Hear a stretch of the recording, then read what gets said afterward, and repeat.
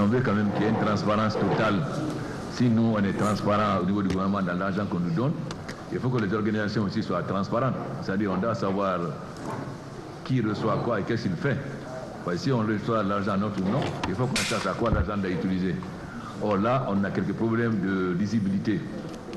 Donc, nous voulons que s'il y a $1 qui est donné par un pays, que ce dollar-là soit effectivement utilisé pour ça qu'elle est destinée. Nous avons mis en place un système de gestion qui fait que la Guinée ne voit pas $1. Mais ceux qui subissent la maladie, c'est notre qui subit. Et notre agenda, c'est de finir le plus tôt possible l'Ebola. Plus tôt on finit, moins ça a de conséquences. Donc ça suppose que nous prenons les choses en main, ce qui n'est pas toujours accepté. Parce que c'est nous qui devons définir avec la coordination quels sont nos besoins. Et en fonction de cela, on accepte que telle ou telle organisation l'exécute. Très souvent, on a des problèmes. Par exemple, si je prends des thermomètres de détection, au début, on nous a dit que c'est $100. Ben, je viens d'avoir une offre de Paris pour les thermomètres à 25 €. Entre $100 quand même et 25 €, il y a quand même une grande différence. Donc si on nous donne l'argent et qu'on doit acheter des thermomètres, il faut qu'il demande à plusieurs acteurs. Même s'il a quelque chose qu'on fournit traditionnellement, si celui-là est plus cher, nous avons intérêt à acheter là où c'est moins cher parce que c'est la même qualité. Donc il y a pas mal de petits problèmes comme ça. Alors quand on annonce les chiffres, vous dites la Guinée a reçu tant. D'abord, comme l'Union européenne vous a fait l'exploration de la dernière fois, le chiffre qui est annoncé, ce n'est pas souvent de l'argent frais. Comme il vous l'a annoncé, ça regroupe beaucoup de projets déjà anciens. Donc si vous avez dit, donc l'Union européenne a donné 500 millions, non, ce n'est pas 500 millions qu'on nous a donné d'argent frais. Donc il faut que... C'est pourquoi j'avais demandé la dernière fois aux représentants de l'Union européenne de vous expliquer, je crois que ce qu'il a fait à l'Assemblée, qu'est-ce qui est argent frais directement. Ce n'est pas toujours très facile, parce que quand on donne, je prends par exemple le cas des contacts, vous voulez que la personne reste chez lui pendant 21 jours, il faut lui donner à manger. Si vous ne lui donnez pas, si vous donnez seulement du riz, on ne mange pas de riz sans sauce, etc. Donc si les femmes distribuent le riz, mais qu'il n'y a rien, les personnes ne vont pas rester chez eux. Hier, on a été obligé de prendre sur mon budget de souveraineté pour envoyer de l'argent urgemment dans les préfectures. Parce qu'il y a l'argent sur place, il ne faut pas dire qu'il y a 50 familles à Sigri. Non, on en a pour 100 familles. Comme ça, dès qu'il y a des problèmes, on peut faire face. Ce que j'ai demandé à la coordination, c'est de donner la liste de toutes les préfectures où on a besoin de contacts pour que l'argent soit immédiatement envoyé par la banque sur place. À ce moment-là, ils peuvent être tout de suite utilisés. Le grand problème, on a deux grands problèmes. Le premier, il faut que vraiment vous nous aidiez, c'est la sensibilisation. Il faut que les gens acceptent que les médecins aillent voir les contacts. Si on ne fait pas ça, on ne pourra jamais finir la maladie. Si vous n'avez pas un contact, et s'il développe la maladie après, il va infecter tout le monde. Vous voyez ce qui se passe à Farana. Et là, je crois que la presse ne s'est pas beaucoup engagée encore pour expliquer aux populations. Parce que nous sommes obligés d'utiliser la force. Parce qu'on ne peut pas attendre que les gens refusent le contact et que la maladie continue à nous fatiguer. Alors, où vous nous aidez pour la sensibilisation, effectivement, que tout le monde comprenne, vous avez des gens qui continuent encore à dire que l'Ebola n'est pas une réalité. Enfin, c'est quand même extrêmement grave. Donc, il faut que vous nous engagez avec nous réellement pour que les gens comprennent. Ça coûte quoi d'accepter qu'on vienne prendre la température pendant 21 jours? Et plus tôt on prend quelqu'un en charge qui est contaminé, il a 80% de chance de guérir. Mais si on ne prend pas temps, il n'a aucune chance de guérir. Et ça, je crois, il faut que réellement chacun de nous s'engage dans cette sensibilisation. Et nous sommes en train de nous organiser en utilisant des imams. Par exemple, hier, Allah Chef Daraba était là, on s'est mis d'accord avec lui pour qu'on donne des moyens pour que tous les imams de Daraba, il ne faut pas attendre qu'il y ait la maladie dans une préfecture. On doit faire la sensibilisation dans toutes les préfectures, même s'il n'y a jamais eu d'Ebola. Parce qu'il faut que les gens comprennent quelles sont les mesures qu'ils doivent prendre, qu'est-ce qu'ils doivent faire pour éviter qu'il y ait l'Ebola dans ces préfectures. Ensuite, si on ne suit pas bien les contacts, par exemple, quelqu'un qui va encore, il va à Kouroussa, il amène la maladie là-bas. Comment on peut bloquer les contacts? Comment on peut le suivre à 100% sans leur donner les moyens? Mais qu'est-ce qu'il faut donner aussi? Est-ce qu'il faut donner de l'argent? Est-ce qu'il faut donner un kit? Là aussi, Et il y a beaucoup de discussions. Je pense que la coordination va nous donner une solution aujourd'hui. Tout le monde n'est pas d'accord qu'on donne l'argent, mais si on donne de l'île, ça ne sert à rien. Donc ils sont en train de nous préparer. En réalité, ce n'est pas à chaque contact, ça, la personne trouve dans une famille. Donc il faut identifier les familles auxquelles il faut donner de l'argent pour que les gens restent en place. Mais ça, c'est nous qui devons résoudre ça. Mais le premier problème, il faut vraiment que tout le monde s'y mette. Que l'Ebola, c'est une réalité. C'est quelque chose de très grave, mais qu'on peut guérir et finir. Nous avons un agenda, c'est finir pour le plus tôt possible l'Ebola. En Guinée, c'est possible. Le Nigeria a pu le faire. C'est que nous pouvons le faire aussi. Le Congo-Kinshasa vient de finir. Donc, si nous ne mobilisons pas, il faut que chacun sache que c'est un véritable danger pour notre économie. Enfin, vous vous promenez. Vous voyez, à part les organisations internationales qui viennent, les hôtels sont vides. Donc, sincèrement, le premier problème, c'est ça que je voulais discuter avec vous, d'abord, pour que chacun prenne conscience qu'il faut vraiment sensibiliser les populations. Parce qu'on s'est obligé d'utiliser la force. C'est-à-dire qu'on va rentrer dans la constitution par force. On ne peut pas accepter que quelqu'un refuse et que la maladie s'étende à d'autres personnes. Ça, c'est le premier point que je voulais discuter avec vous. La deuxième, j'ai dit que l'Ebola, c'est un grand malheur pour nous, mais nous devons le transformer en opportunité. Et pour ça, il faut qu'on discute directement avec les bailleurs de fonds. C'est nous qui savons quels sont nos besoins. Il y a eu une discussion tout à l'heure pendant 1 heure avec le directeur général de l'USAID sur 3 points. Ils ont donné de l'argent aux organisations. Nous, on n'est pas au courant, la coordination n'est pas au courant. Alors, si il a donné 32 millions de dollars, mais nous n'avons pas, à part les 4 millions qu'il a donnés à ce que nous avons, les 32 millions, on ne sait pas qui l'a.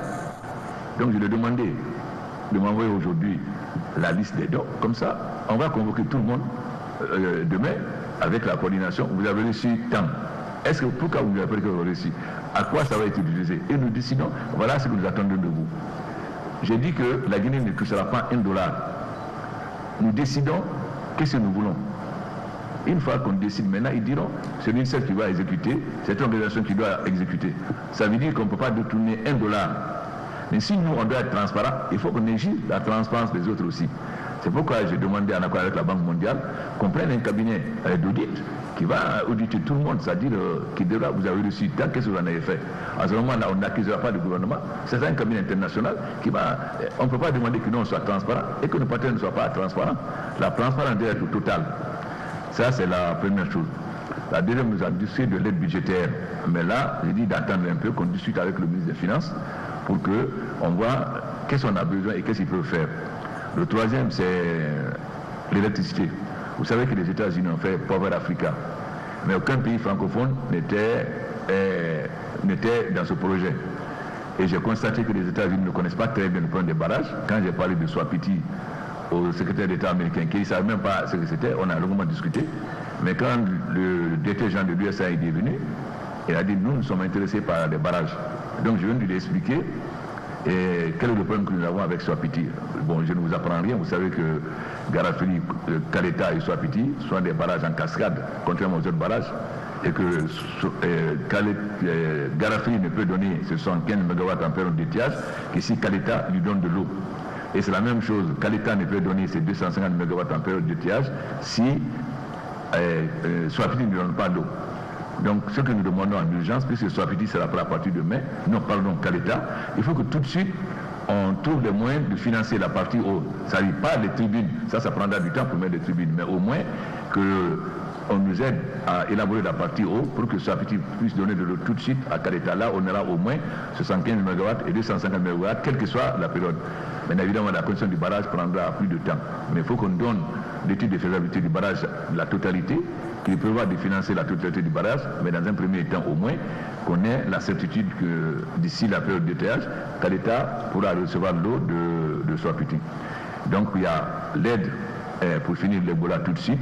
Il y a le renforcement de notre système sanitaire. Nous avons fait un programme que nous avons envoyé à tout le monde en français et en anglais. Et j'ai demandé qu'on ait la possibilité, pas en un an, mais de pouvoir construire 5 CHU, c'est-à-dire centres hospitaliers universitaires, un à Conakry, un à Kindia, un à Dabé, un à Zéro-Korea, à Kankan, qu'on rénove les hôpitaux préfectoraux qui existent et qu'on construit des hôpitaux préfectoraux là, ça n'existe pas. Ensuite, qu'on ait des centres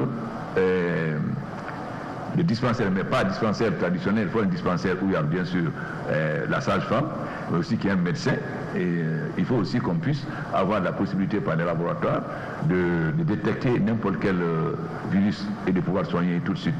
Donc il faut qu'on ait un système, il faut que l'Ebola nous serve à renforcer notre système sanitaire, mais aussi à former nos médecins. Parce que ça ne sert à rien d'avoir des centres si on n'a pas de médecins capables de trouver les virus.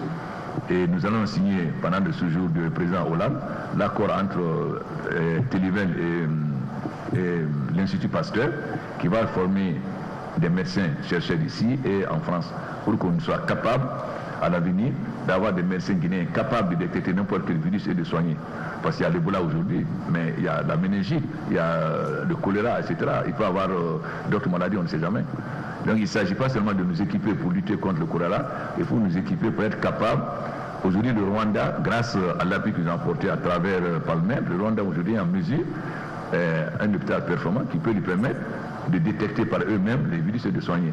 Et c'est ça l'objectif que nous visons. Il est évident aussi que le fait qu'il y ait l'Ebola ne doit pas nous empêcher à faire des réalisations. Donc nous sommes en train de discuter, nous avons un partenaire qui est arrivé aujourd'hui pour les petites et moyennes entreprises. Et ensuite, pour les différents investissements, nous avons signé, pendant mon séjour au Maroc, Donato a signé avec, pour la viabilisation de la zone industrielle, c'est-à-dire de Breka, Koya, Forcaria et Kindia. Et ensuite aussi, la société qui va reprendre les moulins de Guinée pour faire la farine, mais faire l'alimentation de bétail, faire les pâtes et les biscuits, etc. Donc, nous avons un ensemble de projets économiques parce que nous devons quand même continuer à développer l'économie, même s'il y a l'Ebola. Voilà en gros, je voulais vous informer pour que vous sachiez exactement où on en est, quels sont les projets que nous avons, etc. Le ministre des Transports va rencontrer à Havre la société Chaudière parce que nous voulons faire le guichet unique au port. Ça ne plaît pas à tout le monde, mais il faut qu'on ait un guichet unique au port. Ça veut dire qu'il faut que le port soit géré, que tout l'argent du port soit dans un canot pour arriver directement à la banque centrale et que personne ne puisse, ni les douaniers, ni les, etc., etc. Ensuite, nous avons la gestion du port. La direction générale du port a écrit à tous les gens qui sont au port. Ils leur ont donné des terrains à Kagwelin pour dire installez-vous. Ils n'ont rien fait. Donc, Bolloré a fini de livrer un port conteneur et le port Lolo. Comment ils peuvent demander à Bolloré, qui a investi, de le louer? Pourquoi? Depuis 2 ans de la vie de construire, ils n'ont rien construit. Ils n'ont pas investi. Vous voyez comment était le port quand je suis arrivé, comment est le port maintenant. Donc il faut que ce soit très clair. J'ai dit que moi je défends les emplois. C'est-à-dire, je ne veux pas qu'un seul travailleur soit employé, surtout soit licencié. Et ensuite, on doit améliorer leurs conditions. Mais je ne suis pas prêt à soutenir des gens qui n'ont rien fait au port et qui veulent profiter. Et qui recrutent le port, il y a les dockers. C'est les dockers qui sont en charge du travail du port. Vous n'avez pas laissé des dockers aller prendre des gens comme ça parce que ça vous plaît et qui viennent au port, donc ça nous crée des problèmes. Je ne suis pas prêt à ce que des gens nous bloquent, ils n'ont pas investi et ils veulent continuer. Non. Bon, je prends le problème du jettement international. C'est un grand scandale. Jettement international, le ministre Sow, à l'époque ministre des Transports, est parti à Paris. Bolloré a montré son intérêt pour le port. Quand il est venu en a parlé au gouvernement, les gens qui étaient là depuis longtemps qui n'ont rien fait, on dit nous aussi. Bon, on fait un appel d'offres. Dans l'appel d'offres, il y a 2 critères fondamentaux. La capacité financière et l'expérience. C'est-à-dire, est-ce que vous avez géré des ports? C'est les 2 conditions essentielles. Ensuite, on demandait qu'en plus de ça, la société fournisse ses bilans financiers des 3 dernières années. Le directeur du port qui n'était pas à demander le cabinet FFA, c'est un cabinet guinéen, qui a fait l'évaluation. La commission elle-même d'attribution, en ce qui concerne la capacité financière, a donné 1 sur 3 à Jettement et 3 sur 3 à Bolloré. En ce qui concerne l'expérience, 0 sur 3 et 3 sur 3 à Bolloré. En ce qui concerne les 3 années budgétaires, 0 et 3. Enfin, comment vous pouvez donner 1 sur 3 et 0 sur 3? Automatiquement, la personne même éliminée de l'appel d'offres. Comment vous pouvez attribuer le marché à cette société? Voilà dans quelle situation on s'est trouvé. Donc aujourd'hui, j'ai convoqué tout le monde. Je dis bon voilà, il faut que vous expliquiez. Le ministre des Travaux publics a convoqué les gens là. Il faut nous expliquer comment vous-même vous avez noté et vous avez donné. Il faut que vous nous expliquiez. Aujourd'hui, on a été condamné à Abidjan à payer 40 millions d'euros à Jetma, alors que nous devons poursuivre Jetma sur le plan pénal. Parce que malheureusement, l'agent judiciaire a déposé une plainte pénale, mais il n'a pas pris des avocats. Donc maintenant, nous allons à la fois déposer une plainte au pénal, parce qu'il doit être condamné, et deuxièmement, savoir pourquoi, alors qu'il ne remplissait aucune condition, on a donné le contrat. Après qu'on ait donné le contrat, le président Conté, Dieu son âme, a suspendu le contrat. Quand le président Dadis est venu, il a maintenu la suspension. Bon, on sait comment la suspension a été levée. Le président Blaise a envoyé Gengere pour dire à Dadis de lever, d'autoriser. J'étais opposant, j'ai dit au président Blaise, si je gagne, je vais annuler le contrat de Jetma, je défends les intérêts de la Guinée. Et je n'étais pas encore président. Mais c'est mon ami, mais je lui ai dit que je vais annuler. Ce que j'ai fait quand je suis venu, j'ai annulé. Parce qu'effectivement, Jetma n'a pas investi un franc. Regardez vous voyez le contrat de Jetma, il n'a pas investi un franc. Il ne gérait aucun port. Il n'a pas la capacité financière. Alors, posez-vous la question, comment on a pu donner une société qui n'a pas de la capacité financière? Pour quelle raison? Chacun de vous pourra trouver la réponse. Je pense que je n'ai pas besoin, parce que si vous n'avez aucune capacité, on reconnaît qu'on n'a aucune capacité, on vous donne. Il faut se poser la question, pourquoi les gens là, qui étaient dans la commission, ont donné? Pourquoi on a signé? Et ça a été signé un samedi à 23h.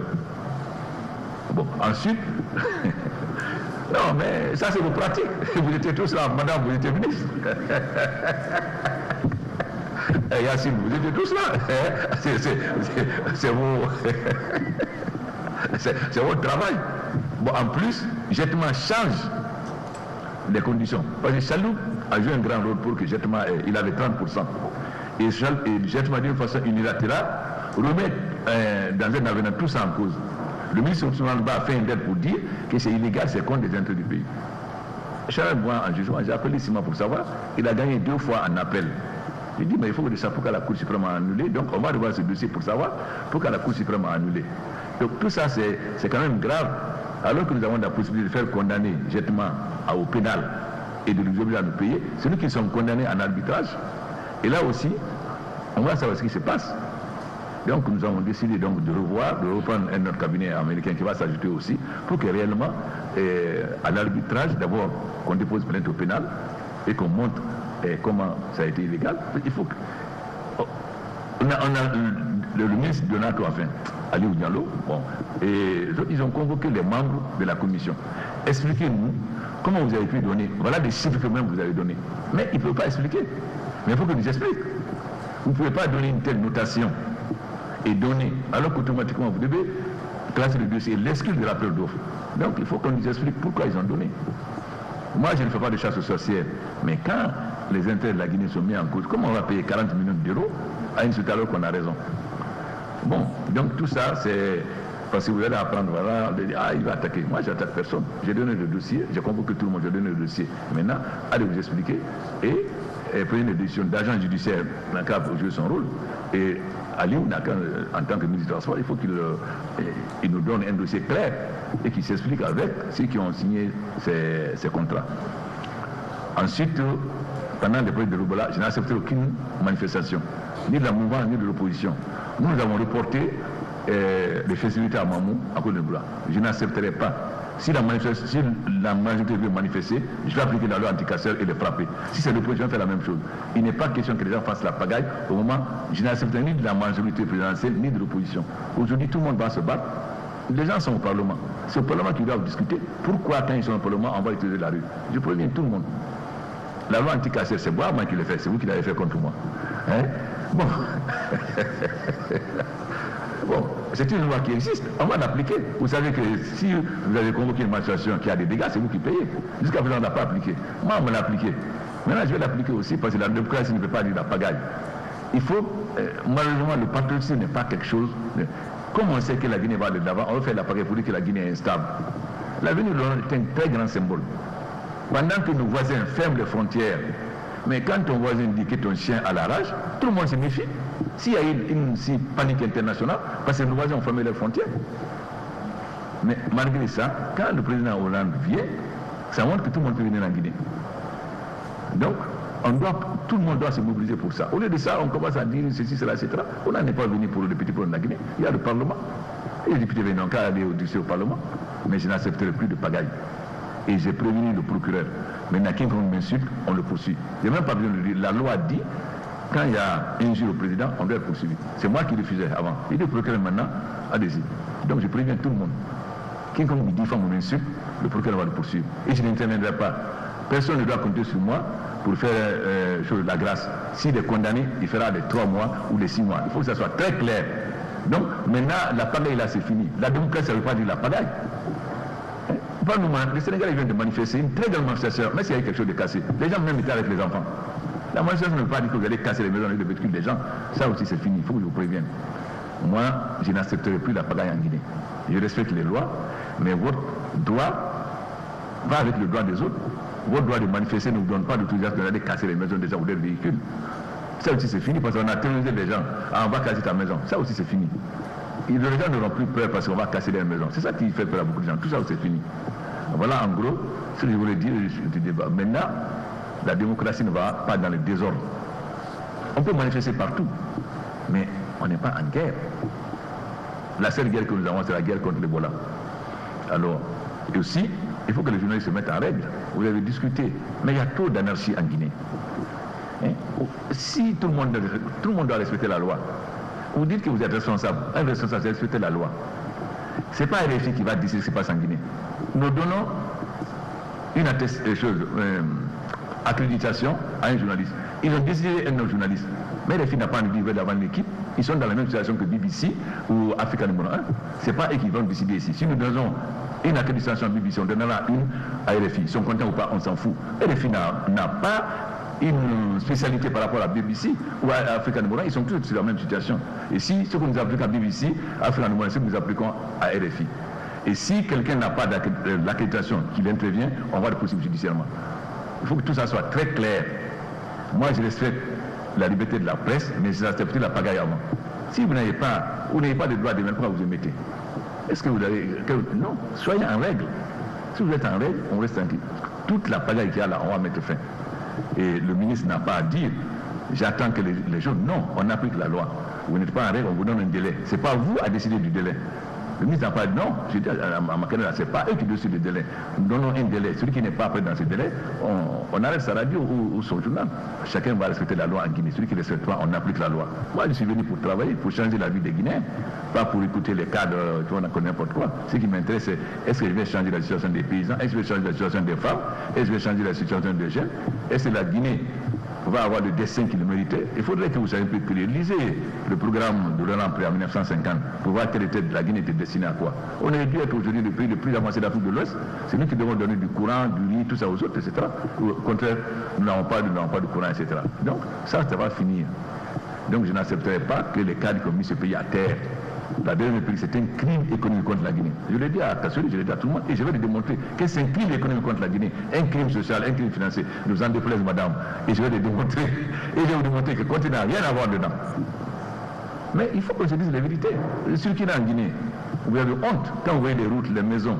Vous avez vu les bungalows d'Araba qui étaient notre fierté avant. D'Araba peut aujourd'hui être une destination pour les gens qui allaient avant au Kenya ou en Tanzanie. À condition, bien sûr, qu'ils nous aient un circuit touristique. On a les bungalows, on a des chutes d'eau du Tine, etc. On a les sapins, on a beaucoup de possibilités. Donc, si nous mettons en valeur les Mali, les gens qui vont au Kenya et qui ne peuvent pas aller, ils vont venir en Guinée. C'est ça qui m'intéresse, moi. Ce n'est pas ce que vous écrivez, etc. Quelqu'un qui écrit que moi j'ai dit à Kassa que les Blancs n'ont pas laissé 21 services. Il n'a pas écrit ce qu'ils veulent. Moi, c'est ce que je dis. Je dis simplement, tous les crimes qui ont eu en Guinée, moi je les assume. Parce que c'est ces Guinéens qui ont fait. Camboiro, j'assume. 1945, j'assume. 2006, j'assume. 2007, j'assume. 28 septembre, j'assume. La différence pour le 28 septembre, pourquoi le 26 septembre on n'en parle pas? Parce qu'on a violé les femmes. Si c'est les morts, il y a 10 fois plus de morts au Congo qu'il s'achète qu'en Guinée. Mais on doit rendre justice aussi à ceux qui ont été victimes en 2007, à ceux qui ont été victimes en 2006, à ceux qui ont été victimes au Camboiro, à ceux qui ont été victimes en 85, etc. Tout ça sont des Guinéens. Comment voulez-vous que les Guinéens se réconcilient si on ne rend pas justice à tout le monde? Mon jeune frère Feu Ditine me disait, président, pourquoi c'est difficile en Guinée? C'est que chacun a été bourreau et victime. Ceux qui ont été victimes, après on a été bourreau. Donc ça devient difficile. Alors, dans chaque famille où il y a eu des problèmes, vous devez rendre justice. Si on vous rend justice, ça veut dire pas dire que votre père va revenir. Mais si on voit que votre père n'est pas comploteur, qu'il n'était pas coupable, qu'on l'a condamné de façon injuste et qu'on rétablit la vérité, votre père ne va pas revenir. Vous avez la sanction morale, vous pouvez pardonner. Je ne veux pas qu'on m'enferme. Moi, j'assume tout le passé de la Guinée. Parce que c'est la Guinée, c'est pas la planète Mars ou autre chose. On ne doit pas avoir honte de notre passé, tant dans ses œuvres négatives que dans les œuvres positives. Parce que ça a été fait en Guinée, par des dirigeants guinéens. Donc nous devons l'assumer. C'est ce que j'ai dit. Et ceux qui ne veulent pas qu'on parle du camp Boiro, ils ont tort. S'ils ne veulent pas qu'on parle de 1985 ou de 2006 ou de 2007, pourquoi? Tout ça c'est fait en Guinée. Il faut rendre justice à tout le monde. Et pour nous réconcilier. On ne va pas faire une réconciliation à moitié. Et ceux qui ont perdu les parents au camp Boiro, et à 85, et les Sénégalais qui ont été tués en 2006, et les jeunes qui ont été tués en 2006, 2007, on va en faire quoi? On va les laisser comme ça? Donc vous pouvez, vraiment ça ne me dérange pas que les gens écrivent ce qu'ils veulent, ils inventent, c'est pas mon problème. Voilà ce que j'étais à vous dire, je suis à votre écoute. Aux dernières conférences de presse, une prise en charge de Bébel, un journaliste qui était malade. La demande a été faite de façon publique. C'est pourquoi nous voulons vous remercier publiquement, parce qu'aujourd'hui, Bébel a été pris en charge d'abord à l'hôpital chinois, ensuite il est au Maroc aujourd'hui. Nous souhaitons qu'il se rétablisse. Vous avez respecté votre parole et la presse vous remercie pour le respect de votre parole. Espérons maintenant qu'il va pouvoir guérir. Merci beaucoup. L'unique question de la presse écrite concerne la visite du président Hollande. Monsieur le Président, quel bénéfice concret espérez-vous tirer de la visite du président François Hollande en Guinée? Merci. Je pense qu'on doit se demander qu'est-ce que le peuple guinéen attend de la visite d'Hollande. D'abord, il y a un premier problème. Quand on faisait un sondage, 70% des Guinéens sont contre la carte parce qu'ils confondent la francophonie où il y a 60 pays et le gouvernement sénégalais. Et jusqu'à présent, j'ai refusé le débat. Des deux derniers conseils des ministres, au divers, les ministres m'ont demandé et la francophonie. J'ai dit, mais pourquoi je vous expresser? Le 29, les députés m'appellent, en tout cas, on n'est pas d'accord. On m'a envoyé des sympathisants, on n'est pas d'accord, vous allez à Dakar, etc. C'est-à-dire, dans la lutte pour le développement d'un pays, il faut être froid. Il ne faut pas agir de façon émotionnelle. Quand on agit de façon émotionnelle, on oublie les intérêts du pays. Moi, je suis panafricain et je serai panafricain jusqu'à ma mort. Ça, c'est très clair. Toute ma vie, j'ai été panafricain. Ensuite, je ne confonds pas les dirigeants et les peuples. Tous les dirigeants vont passer. Mais les peuples sénégalais, les peuples guinéens, les peuples maliens, les peuples guinéens, les peuples... Ils vont rester sans des peuples frères. Donc on ne peut pas faire supporter par les peuples les erreurs que nous les dirigeants peuvent commettre. Si moi je commets une erreur en Guinée, le peuple de Guinée ne doit pas supporter ça. Bon, ensuite, Hollande ne peut pas venir et on me dit que je vais parler à la francophonie. Il ne faut pas que vous croyez comme certains disent oui, il est venu pour parler à l'alpha. Non, ça n'a rien à voir avec la francophonie. Moi, je commence à écrire déjà oui, Hollande est venu pour faire parler à l'alpha chose, mais ça n'a rien à voir. Je pense que la France est beaucoup engagée derrière nous, économiquement, depuis que le président Hollande est venu, avant même, et beaucoup plus. Et deuxièmement, dans l'histoire d'Ebola, Mme Brigitte Jardin est venue 2 fois en moins de 2 mois. Donc la venue du président Hollande, c'est d'abord un premier symbole. Ça veut dire que tout le monde peut venir en Guinée. De Marjorie, le président de Total, avait demandé aux concentriques français, il faut aller en Guinée. L'Ebola n'est pas une raison. Malheureusement, il est mort, vous savez, de façon vraiment, incompréhensible. Parce qu'on ne peut pas accepter qu'une chasse-neige, je ne sais pas quoi, soit sur la piste et pour tuer un avion. Bon. Donc, le fait que le président Hollande vient, ça veut dire que si un président d'une si grande république peut venir en Guinée, ça veut dire que tout le monde peut venir. Ça, c'est la première chose. Et deuxièmement aussi, nous devons discuter de l'aide. Parce que vous savez, les journaux français ont été assez critiques. Le Monde, le Nouvel Observateur, ils disaient que la France ne faisait pas grand-chose. Et j'ai toujours dit aux Américains, je ne suis pas d'accord de dire la France aide la Guinée, l'Angleterre aide la Sierra Leone et les États-Unis aident le Libéria. J'ai dit il faut une réponse globale. Mais il y a quand même une série de critiques. Les Américains disent mais la France ne fait pas assez. Bon, etc., etc. Or, moi, je pense que la France nous soutient beaucoup. Donc, pendant le séjour du président Hollande, nous allons revoir l'aide qu'il nous apporte au niveau de l'Ebola et aussi l'aide budgétaire. Et vous savez, on a un grand problème, c'est que EDG et la Société des eaux doivent 60 millions d'euros à la France. Or, quand c'est un crédit de l'AFD, ce n'est pas un crédit concessionnel, c'est-à-dire qu'on peut annuler par le club de Paris. Donc nous avons déjà ce problème parce qu'il faut que EDG et la Société des eaux puissent être accompagnés. Donc il faut qu'on trouve une solution à cette question. Si la dette ne veut pas être envoyée au club de Paris, au moins qu'on trouve une compensation dans un aide budgétaire pour que, parce que nous devons remettre EDG sur pied. Là aussi, ça dit, il faut avoir de complexe, il faut se dire la vérité. Les Guinéens ne sont pas capables de diriger EDG pour nous donner le courant. On n'est pas capable de diriger la Société des eaux pour nous donner le courant. On n'est pas capable de diriger le port. On n'est pas capable de diriger les transports urbains. Quand tu n'es pas capable, tu cherches un partenaire stratégique. Vous êtes tous contents de l'aéroport, mais l'aéroport est géré par la Guinée et l'aéroport de Paris, et ça veut dire que l'aéroport ne nous appartient pas. Donc il faut qu'on ait un partenaire stratégique pour nous aider à remettre de l'ordre à EDG, et ensuite on transforme EDG en société mixte, c'est-à-dire un partenaire étranger qui mettra de l'argent dedans pour qu'on ait définitivement le courant. Parce que le port, c'est la même chose. Quand tu ne peux pas gérer, tu apprends près des gens qui savent. Au bout de 2, 3, 4 ans, ils s'en vont. Quand on met un directeur général, on met un Guinéen comme directeur général adjoint. On met un directeur financier, on met un Guinéen comme directeur financier adjoint. On met un chargé de logistique, on met un Guinéen comme son adjoint. Donc, quand ça va être bien géré, là, elle n'était pas venue. Les bus commençaient à bien marcher. Ils ont fait un programme sur 400 bus. On avait commencé à faire de la bus et les bus étaient à l'heure. Mais les cadres les ont traumatisés. On donne rendez-vous au directeur général de la société à 10h. À 11h, le ministre a dit, ah bon, vous êtes encore là?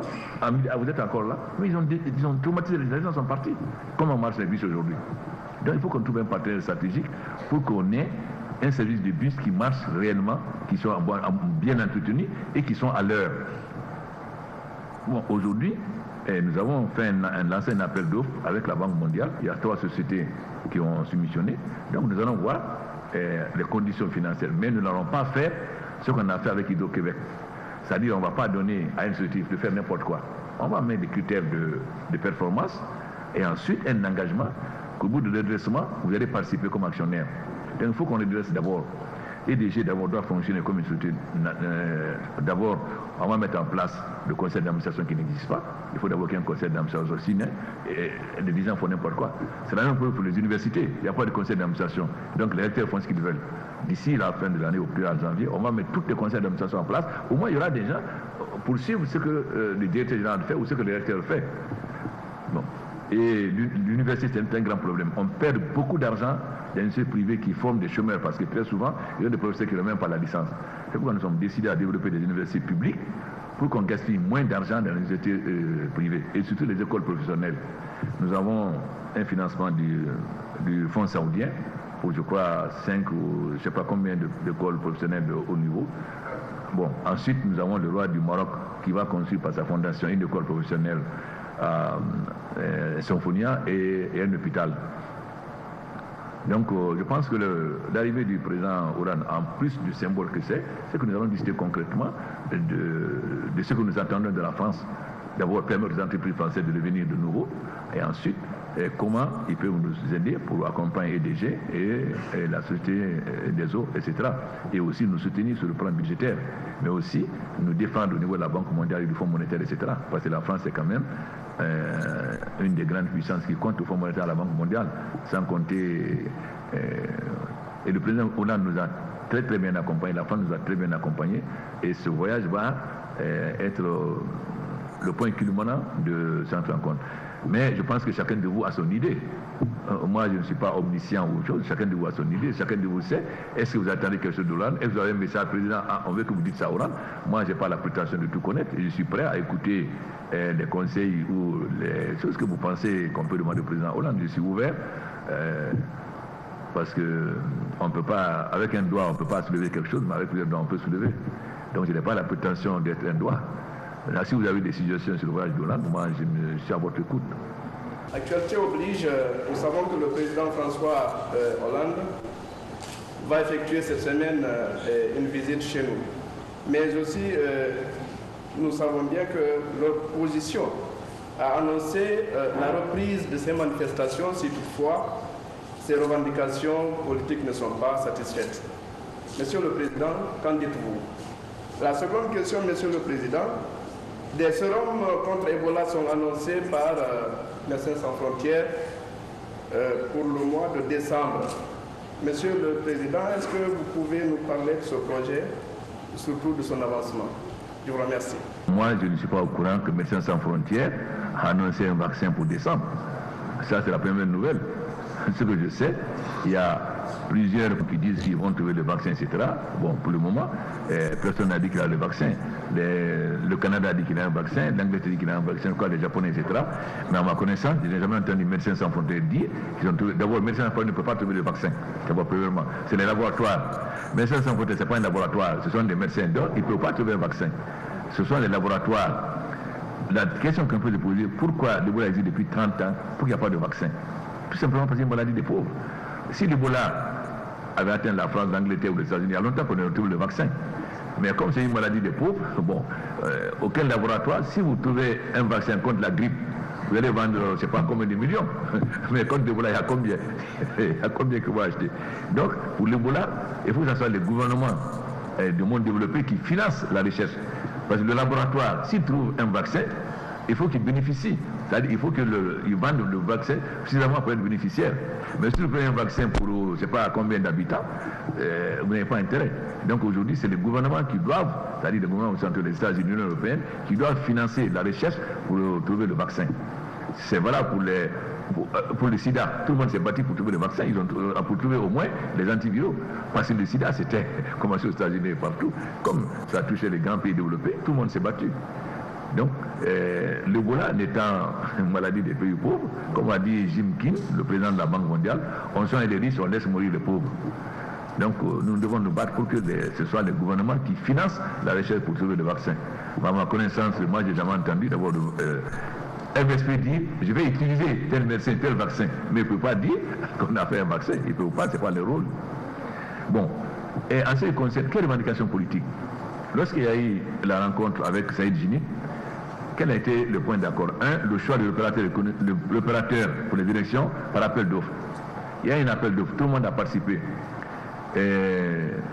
Comme il s'appelle le député de l'UFDG de Fourcaria, il a dit, tout le monde a entendu sur RFI, qu'ils sont très satisfaits de la façon dont ça se passe. Il y a eu un appel d'offres et tout le monde était là et on a choisi un opérateur. Ça, c'est la première condition. La deuxième, c'est de poursuivre les gens qui ont commis des actes délictueux. Troisième, éventuellement, est-ce que les gens ont perdu? Voilà les 3 points. Quelle est la revendication politique? Le reste, c'est au Parlement. Si vous voulez discuter d'une loi électorale, c'est au Parlement. Si vous voulez discuter de la CENI, c'est au Parlement. C'est pas dans la rue. Tout le monde est député. Donc, c'est au Parlement qu'on doit discuter. Je ne vois pas quelle est la revendication politique qu'on n'a pas acceptée. Lorsqu'ils ont refusé de signer, j'ai demandé au ministre d'État à la justice de convoquer tout le monde. Dire, bon, voilà les conséquences de l'accord, on signe. Mais quelle revendication? Vous savez, beaucoup de savent ce qu'ils font. Mais on ne va pas déstabiliser la Guinée. Ceux qui rêvent d'un coup d'État, ils se trompent. Je dis qu'il n'y a pas de coup d'État en Guinée. Quand j'étais parti me reposer en Tunisie, on a dit que c'était moi qui l'avais va prendre le pouvoir, on a pris le pouvoir où? Et aussi, nous savons ce que certains font. Ils le savent. Nous attendons. Moi, je suis patient, je ne suis jamais pressé. Mais personne ne va descendre la Guinée. Faire descendre des enfants dans la rue pour faire fuir les investisseurs. Quand on n'a pas fait des élections, on a fait des élections législatives. Maintenant, c'est le Parlement. Si les gens n'ont plus de base et qu'ils veulent faire de l'agitation, je n'accepterai pas. Donc, moi, il y a le Parlement. Tout le monde est libre de déposer des projets de loi qui veulent là-bas et discuter. On a choisi un opérateur par appel d'offres. Et l'opérateur est choisi. Donc, c'est à la CENI à organiser les élections. Ce n'est pas le gouvernement. Par contre, j'ai dit que les élections, le gouvernement va financer. Un gouvernement, l'élection, c'est le plus grand signe de la souveraineté. Lorsque le gouvernement n'est pas capable de financer les élections, c'est un gouvernement.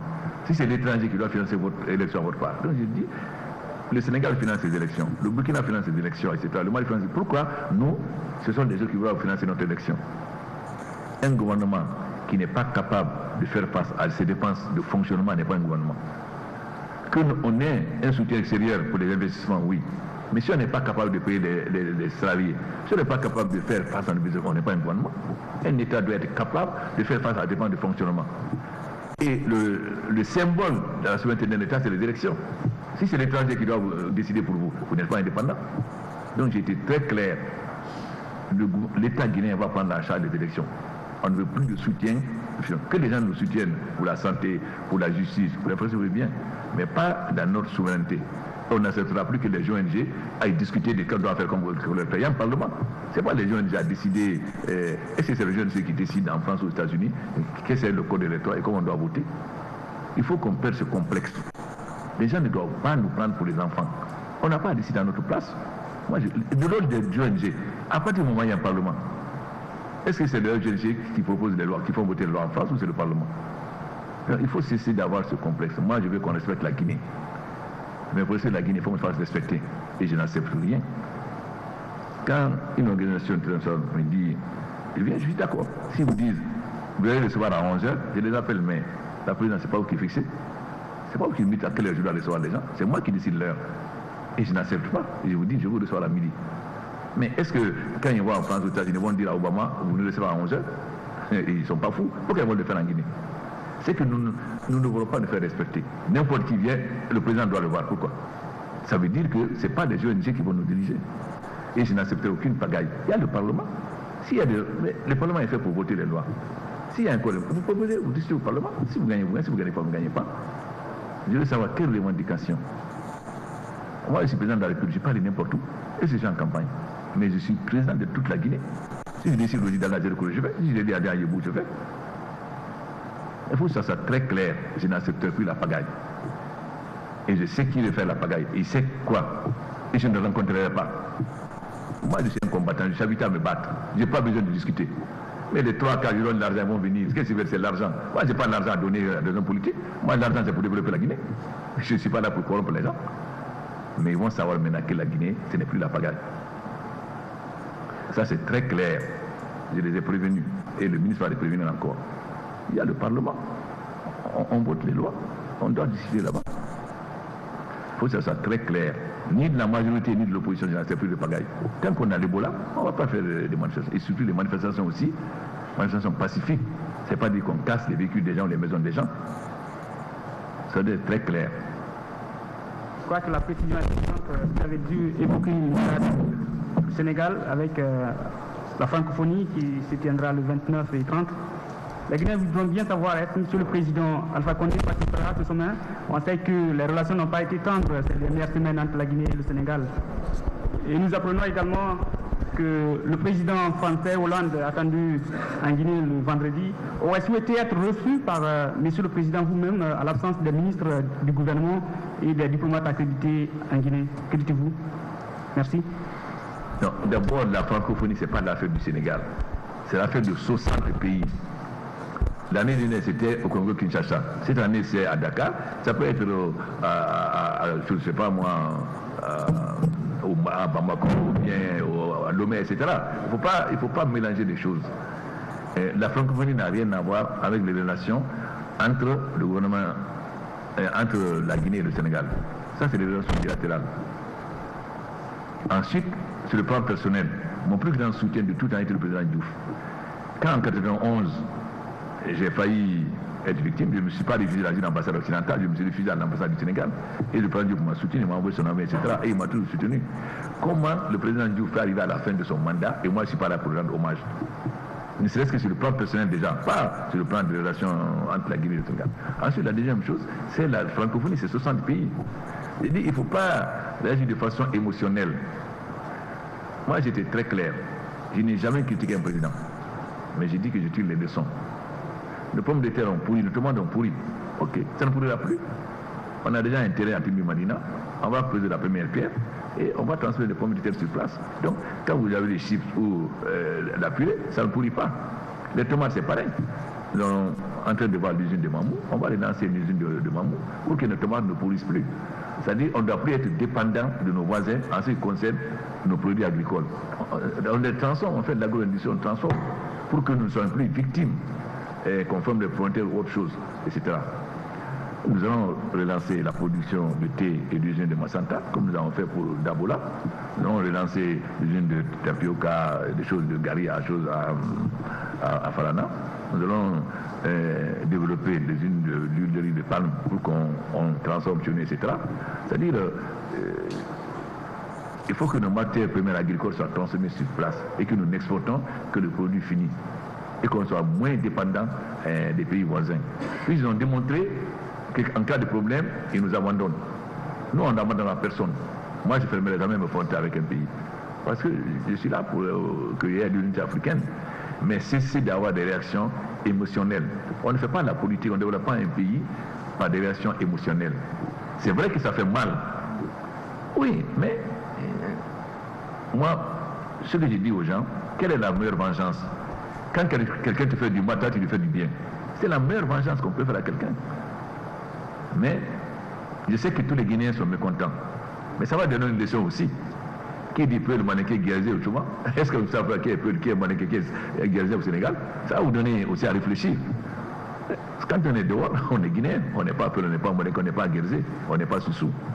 Et je crois que si les Guinéens sont intelligents, ça les amène à renforcer l'unité nationale, qui chassent, qui sont d'abord Guinéens, non pas de Mamou, de Cancan ou des Écoréens, du Yomou, etc. Je pense que nous devons tirer les leçons sur tous les plans. Mais on ne doit pas ni avoir de vengeance, ni esprit de rancune, et ni pénaliser le peuple sénégalais ou le peuple ivoirien, qui ne sont pas responsables. Bon, vous savez, moi je ne vois pas, je ne raisonne pas comme ça. Aujourd'hui, souvent les gens ils interviennent dans nos émissions pour dire que les prix du riz sont stables parce qu'on a cassé le monopole.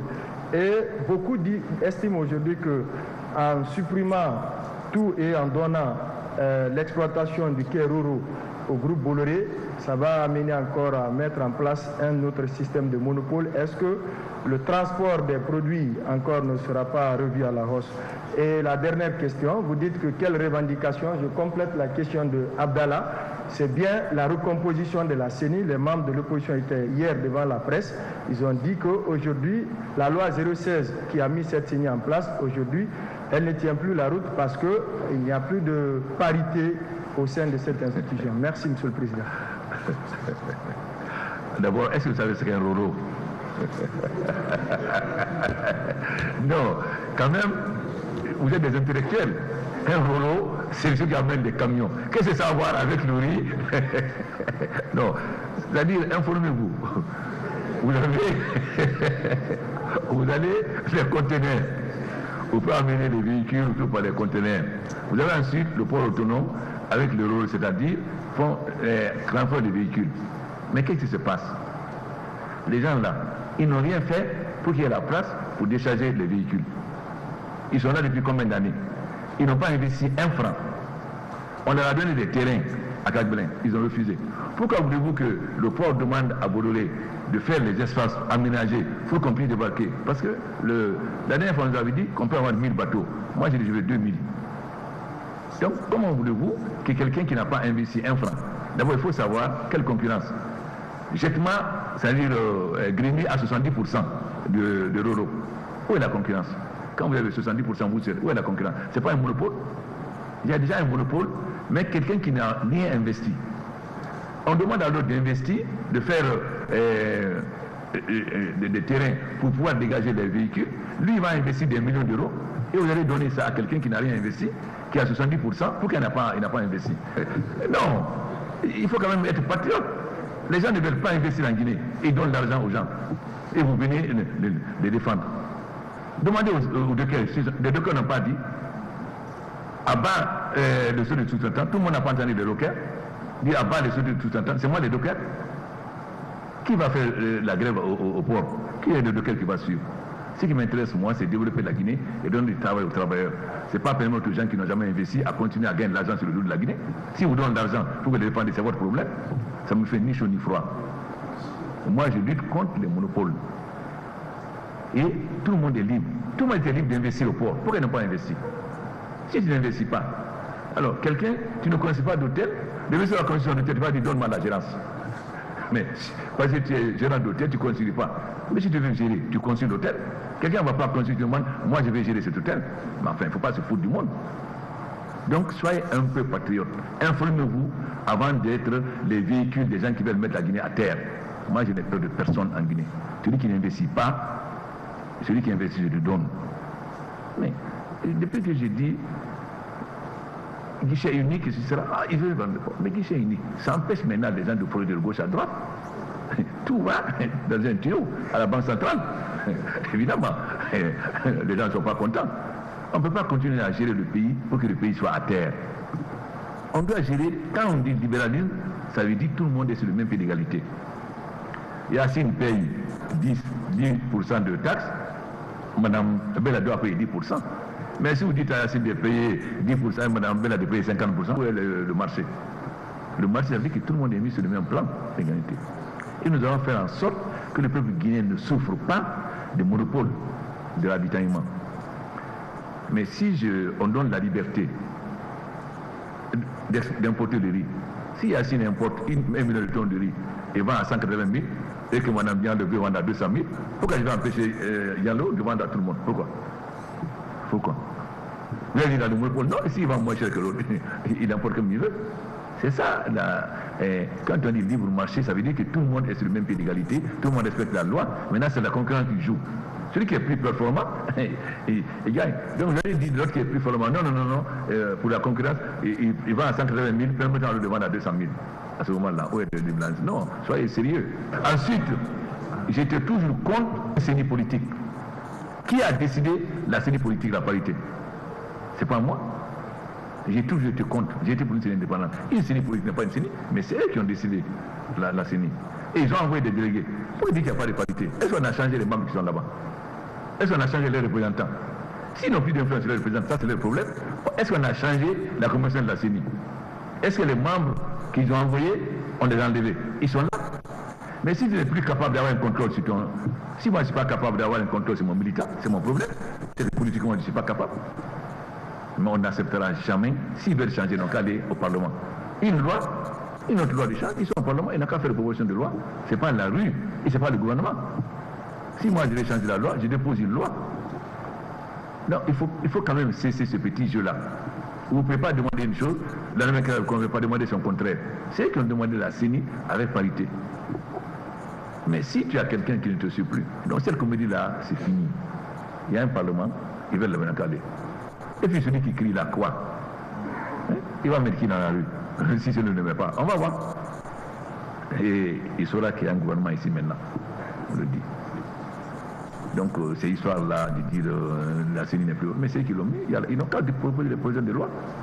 Est-ce que c'est la rue qui va qu'on n'acceptera plus qu'on fasse fuir des investisseurs en mettant des gens dans la rue? Parce qu'on ne veut pas que la Guinée se développe. Nous allons démontrer que c'est eux qui ont mis la Guinée à terre. On va commencer. J'attends que le Bola finisse. Parce que pour le moment, je ne fais pas de politique. Je m'occupe de le Bola. Mais après, on va faire de la politique. Amadou Touré, et si on fait la politique, ce sont les nains politiques.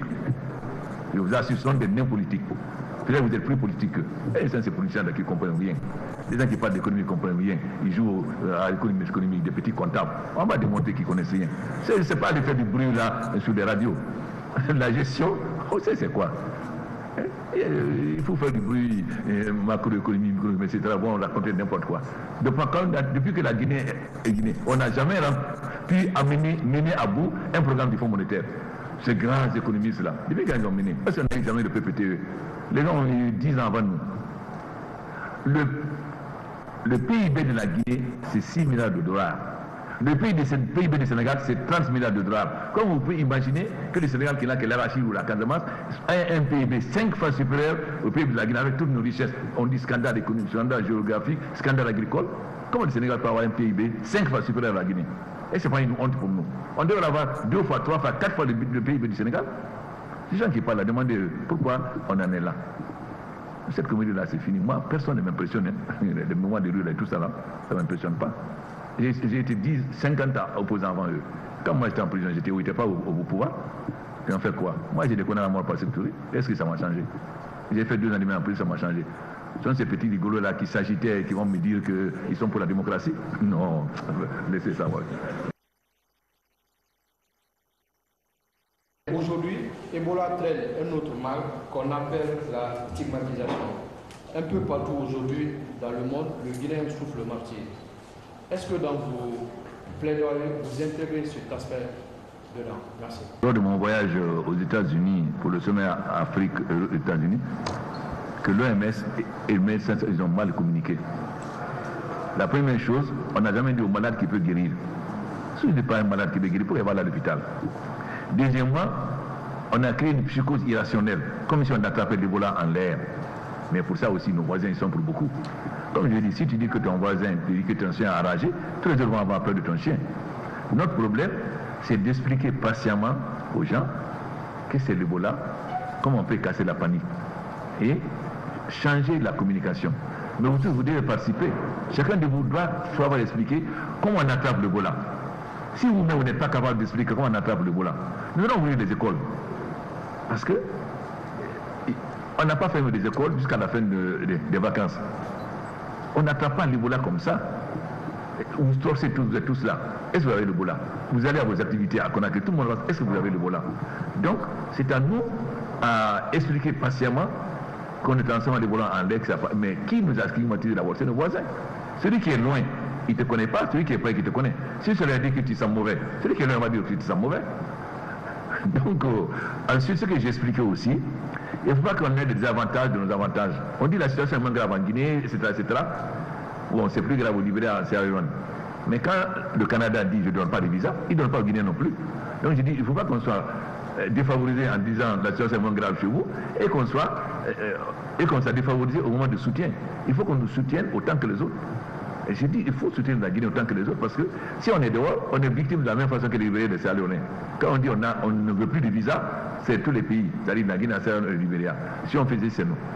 Mais progressivement, le président Hollande vient le 28. Le président de la Banque mondiale vient le 3.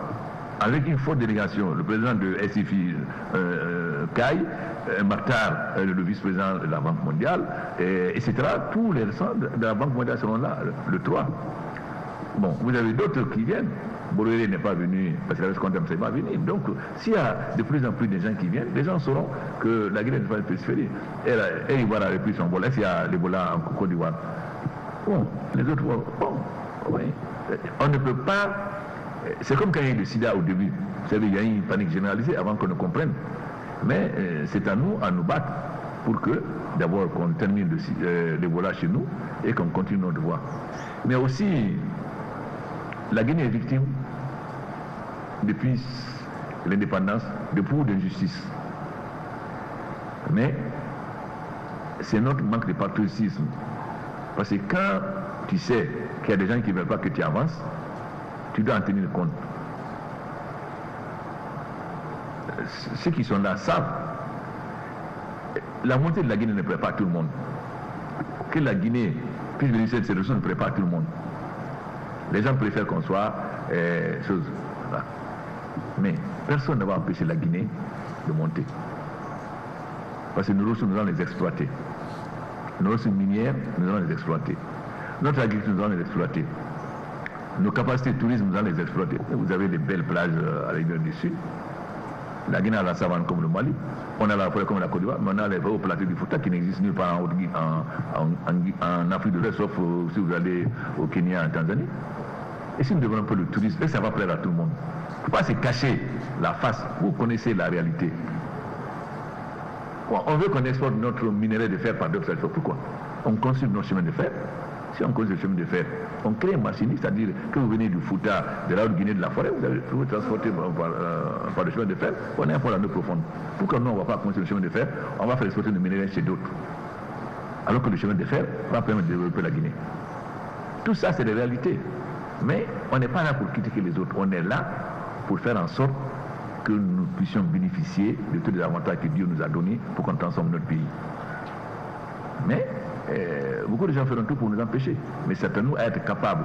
Personne ne peut venir en Guinée et dire vous n'allez pas faire ça, si nous voulons le faire. Qui va m'empêcher de faire une usine à Timbé-Madina? Qui a le pouvoir de m'empêcher? Personne. Qui va m'empêcher de faire une usine de jus de fruits à Frigagoué pour qu'on exporte plus nos mangues et ça pour faire des putes de mangues? Qui peut venir à l'extérieur m'empêcher? Personne. Si nous voulons, personne ne peut nous empêcher. Mais il faut qu'on veille nous-mêmes. Au lieu de faire la petite comédie égoïste de ne voir que son intérêt personnel, il faut voir l'intérêt du peuple. J'ai été très clair à Mamou. Je ne suis pas venu pour dire je prends un ministre à Mamou, à Kankan ou à Sigri. Ça, c'est pas le problème. Je ne suis pas venu pour dire je prends un ministre à Kankan ou à Azoud. Moi, je suis venu pour aider les pauvres, les moins pauvres, à commencer par les paysans, les femmes, les jeunes, etc. Transformer la vie des gens. C'est pas pour faire plaisir au cas, les nommer ministres, etc. C'est pas ça mon problème. Et maintenant, j'ai instauré des concours. On recule déjà par concours. Si les 10 premiers sont peuls, je les nomme. Si les 10 premiers sont sous, je les nomme. S'ils sont guerriers, je les nomme. Concours, c'est concours. À ce moment-là, on n'a plus à dire il y a combien de prix, il y a combien de mannequins, il y a combien de ceci. Les concours, mais tout le monde, et c'est pas nous qui corrigeons. On fait une correction indépendante. Il faut commencer à privilégier le travail, la valeur des gens. On ne va pas laisser un cadre très compétent peu pour nommer un sous-sous parce que pour équilibrer, ou laisser un cadre très compétent sous-sous pour nommer un peu. Il faut qu'on sorte de ça. Pour sortir de ça, la meilleure chose, c'est les concours. Quand c'est des concours, tout le monde est même peu d'égalité. Si tu es moins performant que je ne peux rien, plus tu es performant, plus tu peux aller de pays aller de l'avant. Il faut sortir de... Et puis quand vous dites, il a fermé les robinets, il n'y a plus d'argent. Et c'est moi, j'ai été chez quelqu'un. Jassim, j'ai été chez toi, regardez ton compte, et c'est même si tu as un compte à la banque. Et je m'en occupe de ton compte. Madame Diallo, j'ai été chez vous, regardez votre compte. Et quel robinet j'ai fermé? Je ne vois pas, je n'ai jamais pris l'argent de quelqu'un. Donc il faut qu'on aime le pays.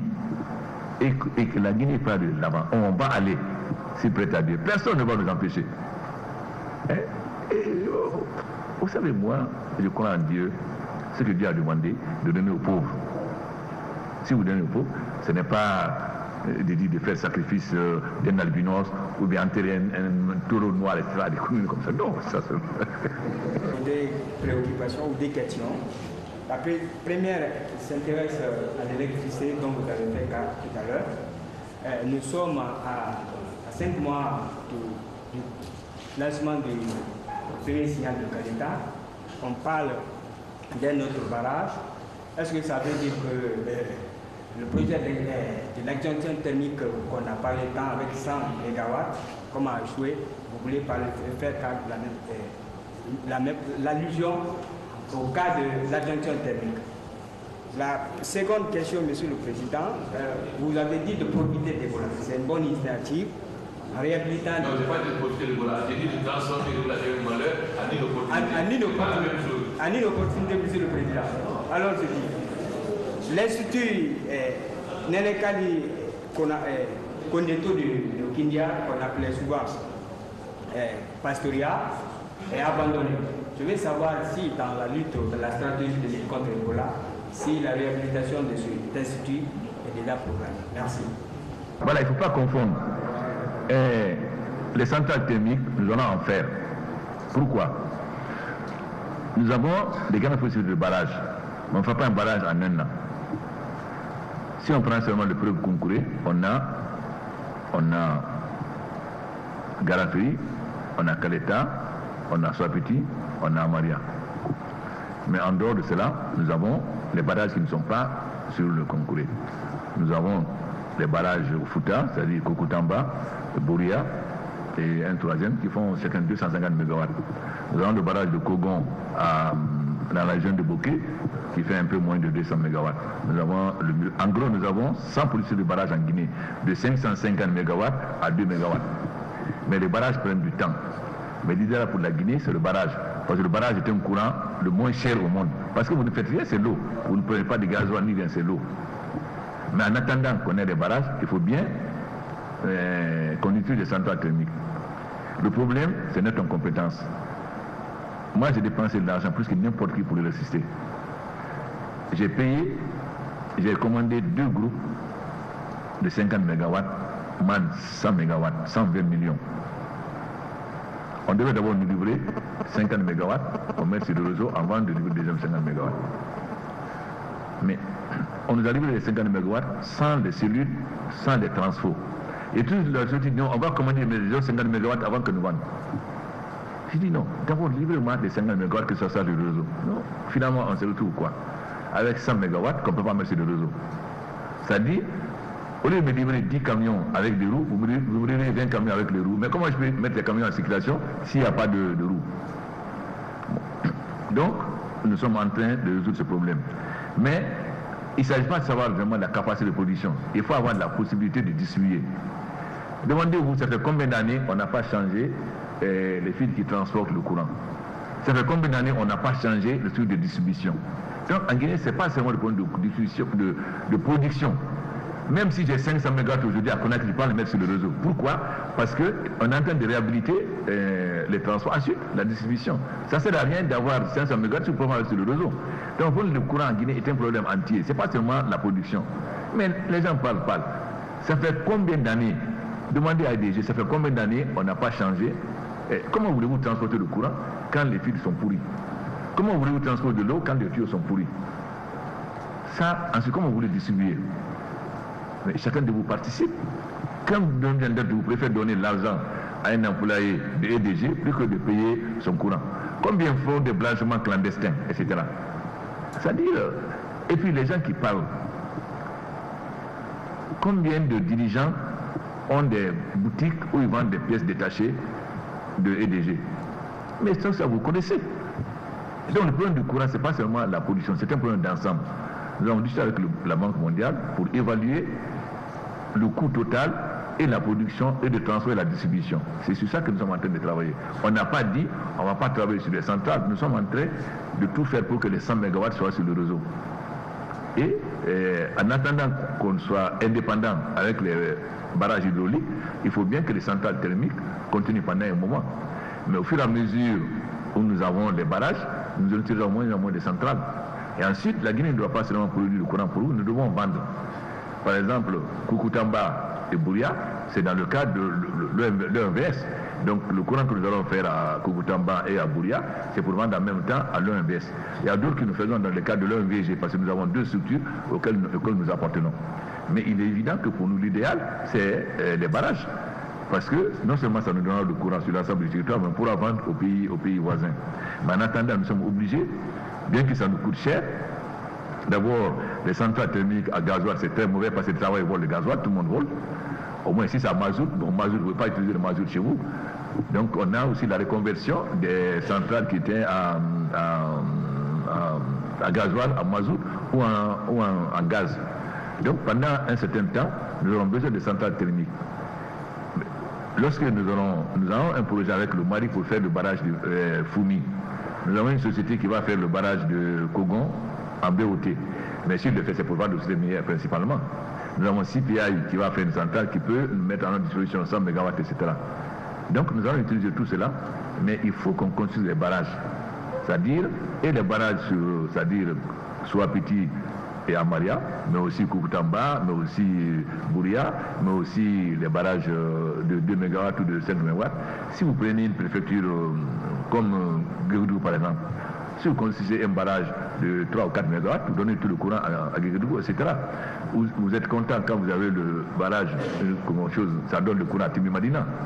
Donc, il ne faut pas seulement avoir des grands barrages, nous devons aussi avoir des mini-barrages ou des micro-barrages qui peuvent servir une préfecture pour que les grands barrages servent demain à l'industrialisation. Au lieu de vendre la bauxite, si on fait l'alumine, on a un plus-value. Mais si on passe de l'alumine à l'aluminium, nous avons encore un beaucoup plus-value. Mais vous savez très bien que l'aluminium demande beaucoup de courant. Donc l'idéal pour la Guinée, c'est que les grands barrages demain servent à transformer la bauxite en aluminium et le fer en acier. Et que la consommation locale soit faite par les mini-barrages. Et ça, nous le pouvons, sans compter les énergies renouvelables.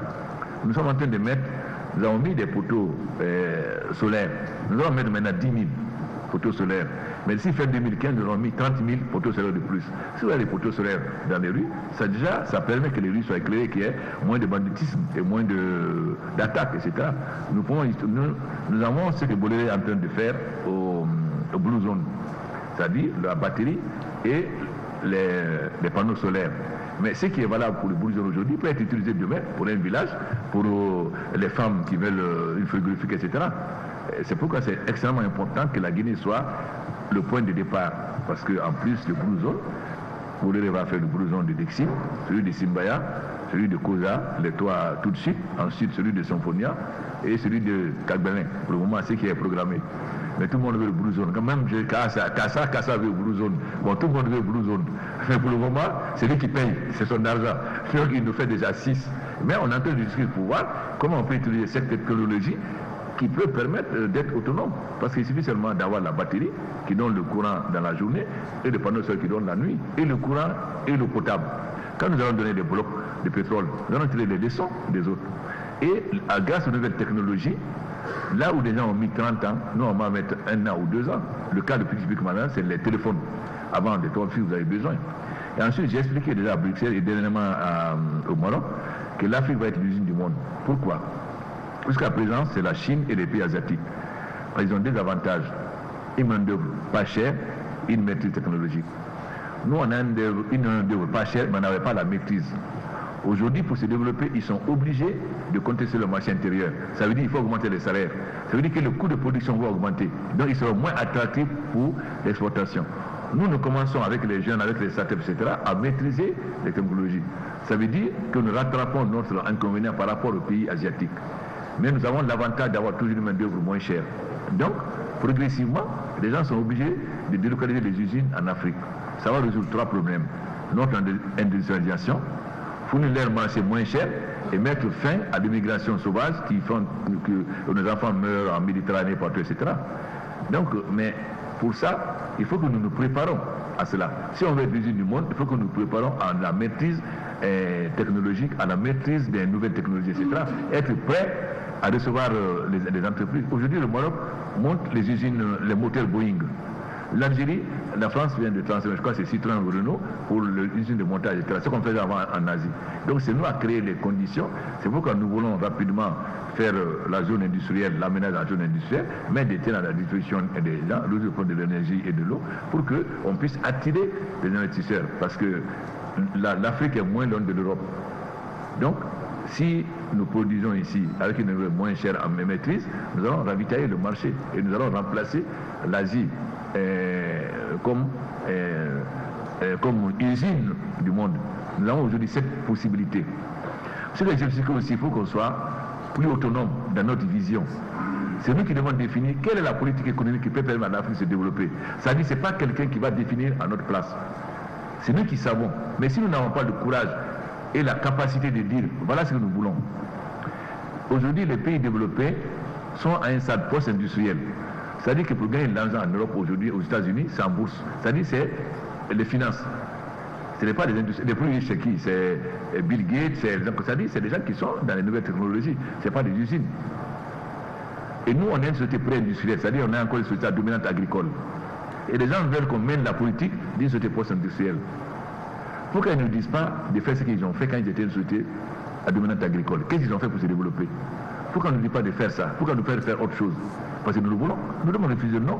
Quand vous étiez une société à dominante agricole, voilà ce que vous avez fait. Il ne faut pas subventionner l'agriculture, mais c'est aussi l'agriculture.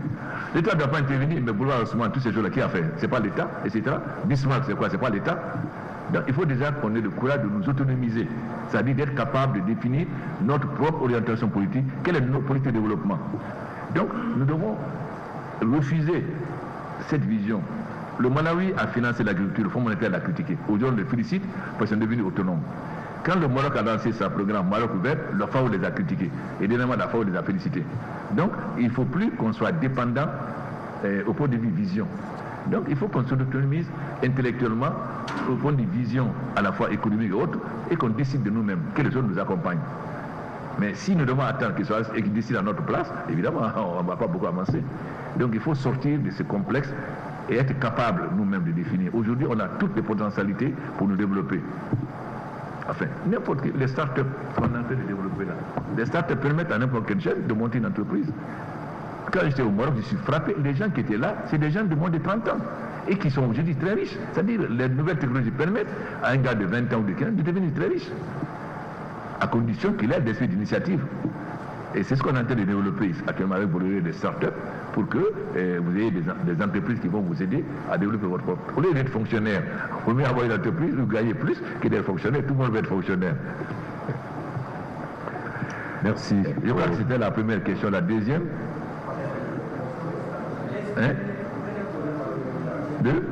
l'Institut Néné Kondia de Pastoria de Kindia. Non, il y a une erreur. Pastoria fabriquait les vaccins. C'est tous les grands vaccins qui étaient fabriqués en Guinée contre les morsures de serpents, etc. Aujourd'hui, ce n'est plus l'Institut Pasteur. L'Institut Pasteur fait la recherche et ne fabrique pas de vaccins. Lorsque l'Institut Pasteur devait revenir, j'ai proposé à la France qu'on installe l'Institut Pasteur à Kindia. Ils ont dit non, ça n'a pas de sens. L'Institut Pasteur ne produit plus de vaccins. Donc l'installer à Kindia, ça n'a pas de sens. Il faut l'installer à Conakry parce qu'on ne produit plus de vaccins. On n'a pas dit qu'on a abandonné l'Institut Pasteur. Mais nous avons hérité d'une situation. Quand il y a beaucoup de priorités, il faut aller voir ce qui est essentiel, c'est-à-dire ce qui concerne le ventre. Parce que quand vous dites ça ne va pas, vous dites que le ventre vide n'a pas d'oreille. Donc, Pastoria n'est pas abandonné totalement. Nous sommes en train de lancer Pastoria, mais ce n'est plus pour faire des vaccins. Parce que ce n'est plus l'Institut Pasteur. C'est les laboratoires maintenant qui font les vaccins. Mais nous pouvons utiliser Pastoria pour d'autres activités médicales. Mais ça ne veut pas dire qu'on a abandonné Pastoria. Mais celui qui peut venir à Pastoria dit non, je ne fais plus de vaccins. Donc il faut continuer notre utilité d'utilisation à Pastoria. Mais comme ils sont d'accord de nous installer l'Institut Pasteur à Conakry, nous aider, pourquoi on va refuser? Donc il faut un peu, il faut voir les choses de façon globale sur la situation de la Guinée. Nous faisions avant des quinines à Massanta. Mais ce n'est plus l'Institut Pasteur qui fait les quinines aujourd'hui. Donc ça veut dire que nous devons avoir un partenariat public-privé pour attirer les laboratoires qui vont faire les vaccins, qui vont faire les quinines, etc. Ça c'est partenariat public-privé. Il faut que nous-mêmes, on s'associe à des laboratoires. Et c'est ça qui va nous permettre de relancer la production de la quinine si nous en avons besoin, bien que ça devient de plus en plus moins attrayant, que ce soit l'État ou l'Institut Pasteur. Il faut savoir aujourd'hui qu'est-ce que l'État fait, qu'est-ce que l'État doit laisser au privé. Mais aussi, qu'est-ce que nous devons faire? Parce que le privé, lorsque l'investissement n'est pas rentable financièrement, il ne va pas le faire. Mais si cet investissement est nécessaire, l'État doit le faire. Quand ça marche, rétrocéder. Moi, je dis que les femmes de Timimadina et de Mali n'ont pas d'argent. Mais l'État va être actionnaire. Ils vont être actionnaires, ils ne vont pas payer. Et progressivement, on va les retourner. C'est-à-dire, au fur et à mesure, ils font des bénéfices. Progressivement, ils vont payer leurs actions. Et s'ils ont 20%, pour le moment, c'est l'État qui porte pour eux. Mais ils finiront par pouvoir récupérer. Et l'État sortira complètement de... Parce que si vous ne portez pas pour eux, les commerçants vont dominer l'usine, alors que c'est les femmes qui produisent les pommes de terre. Donc il faut qu'ils aient à la fois les bénéfices en vendant les pommes de terre, mais qu'ils aient les bénéfices aussi quand on va dans un pomme de terre en chips, donc qu'ils aient un plus-value à partir de l'usine. Sinon, si les hommes d'affaires seulement que les plus-values, alors que ces femmes qui traînent et qui souffrent pour le produit, évidemment, ça ne va pas. Tout ça, donc, c'est une réflexion du rôle de l'État. L'État se substitue au privé quand le privé ne veut pas investir, mais dès que ça devient rentable, il cède la place au privé. Mais vous avez privatisé toutes les usines de la Première République et vous avez dit que l'État n'investit pas. La conséquence, on n'a plus d'usines du tout. Mais si personne n'investit, le privé n'investit pas, l'État doit investir. Et c'est ce que nous sommes en train de faire en créant la banque de développement. Parce qu'on a fait comprendre à la banque que c'était une erreur et le président est d'accord. Quand la BAD vient, 25%, ça encourage la BID, ça encourage la BEI, etc. à venir et le capital est de 100 millions de dollars. Donc ce n'est pas une banque commerciale. Une banque commerciale ne va pas vous prêter de l'argent à un taux bas. Si l'inflation est à 8%, il va vous prêter à 9 ou 10%. Mais la banque de développement est faite pour faire des prêts bonifiés aux investisseurs qui soient sans priorité moins dans l'entreprise ou usines. Nous avons la chance, quand j'ai parlé dernièrement à la réunion avec les opérateurs, lorsque j'ai parlé de l'usine de Timimadina et de Mamon et de Massanta pour lutter, tout de suite, la Banque marocaine a dit, dès que vous avez les factures pro forma, je finance. Donc déjà, on a le financement assuré par une banque, parce que la banque voit que ça va être attrayant. Si les banques qui vont gagner de l'argent, elles vont financer. Mais je ne suis pas là seulement pour parler, je suis là aussi pour vous écouter, pour vos préoccupations. D'accord. Il ne faut pas avoir peur de dire vos préoccupations. On est en démocratie. Et puis moi, je n'emprisonne personne parce qu'il a posé des questions, il m'a critiqué. S'il me diffame, c'est autre chose. Alors moi, je vais poser deux questions qui n'ont pas été abordées. La première question est par rapport au secteur minier. C'est que l'épidémie d'Ebola a constitué un risque très grand pour ce secteur, d'autant plus qu'il y a plusieurs experts de ces sociétés qui ont même fui le pays.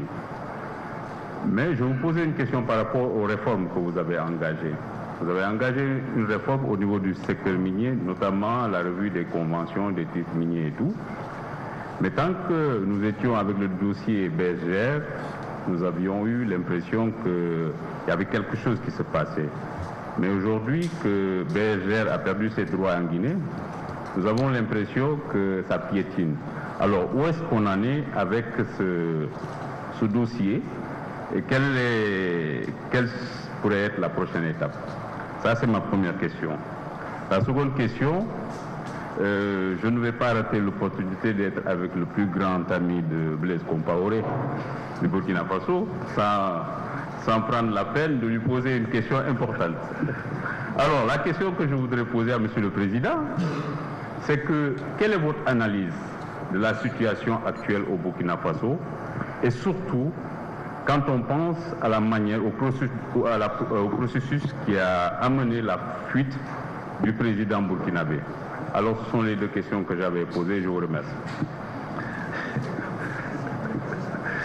Bon, le secteur minier, on doit se poser une question. La Guinée, en dehors de Caréja, au Brésil, en Amazonie, a le mérite de faire le plus riche au monde. C'est-à-dire faire presque magnétique. Ça veut dire, avec le minerai de Guinée, vous avez tout de suite de l'acier. Donc, c'est le minerai le plus attrayant. On doit se poser la question. En dehors du monde en bas, on a beaucoup d'autres. Pourquoi, depuis 1958, on n'a pas sorti une tonne de minerai de fer? C'est la première question qu'on doit se poser. La deuxième, on a la moitié des réserves mondiales de bauxite. La moitié des réserves mondiales de bauxite. La Guinée seule. On a cette petite usine d'alumine à Fouilla. C'est la première question que vous devez vous poser. Avant que je sois président, j'ai reçu la chambre des mines. J'ai dit, mais quand je vois dans toute la totalité des mines n'apporte pas plus de 200 et quelques millions de dollars à la Guinée, comment vous pouvez expliquer que malgré toutes nos richesses, la mine ne rapporte même pas 300 millions de dollars? Donc il y a quelque chose qui ne va pas. Quand c'est venu, tous les gens qui sont venus, permis, j'ai dit non. Moi, je fais d'abord un nouveau code minier qui va me permettre de défendre les intérêts de la Guinée. J'ai fait un code minier qui, exigeait que toute personne qui a un contrat, une concession minière, si c'est la Bourse qui donne 15% d'action gratuit à l'État, c'est-à-dire on a 15% d'action gratuit tout de suite.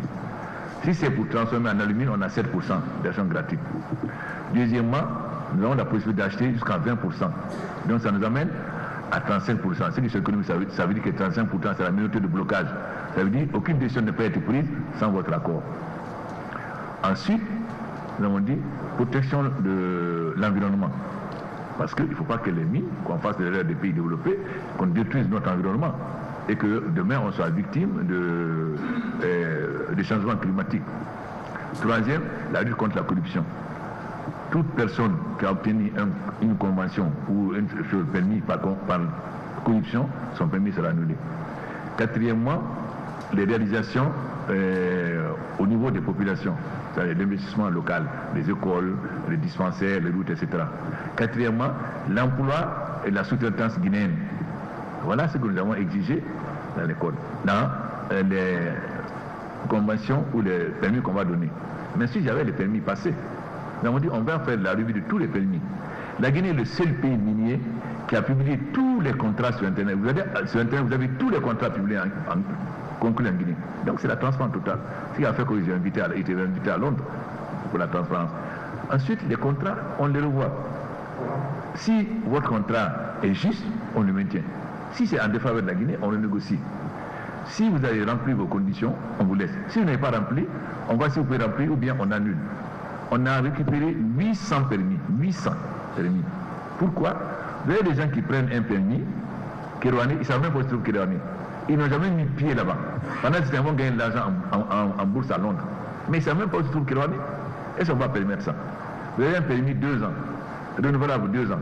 Mais les gens qui avaient des permis depuis 10 ans, ils ne savent même pas si Kérouané c'est au bord de la mer, c'est en Haute-Guinée ou c'est en forêt. Ils n'ont jamais mis pied là-bas. Ils gagnent l'argent sur notre dos. Ça, on ne peut pas accepter. Ensuite, la revue de contrat continue.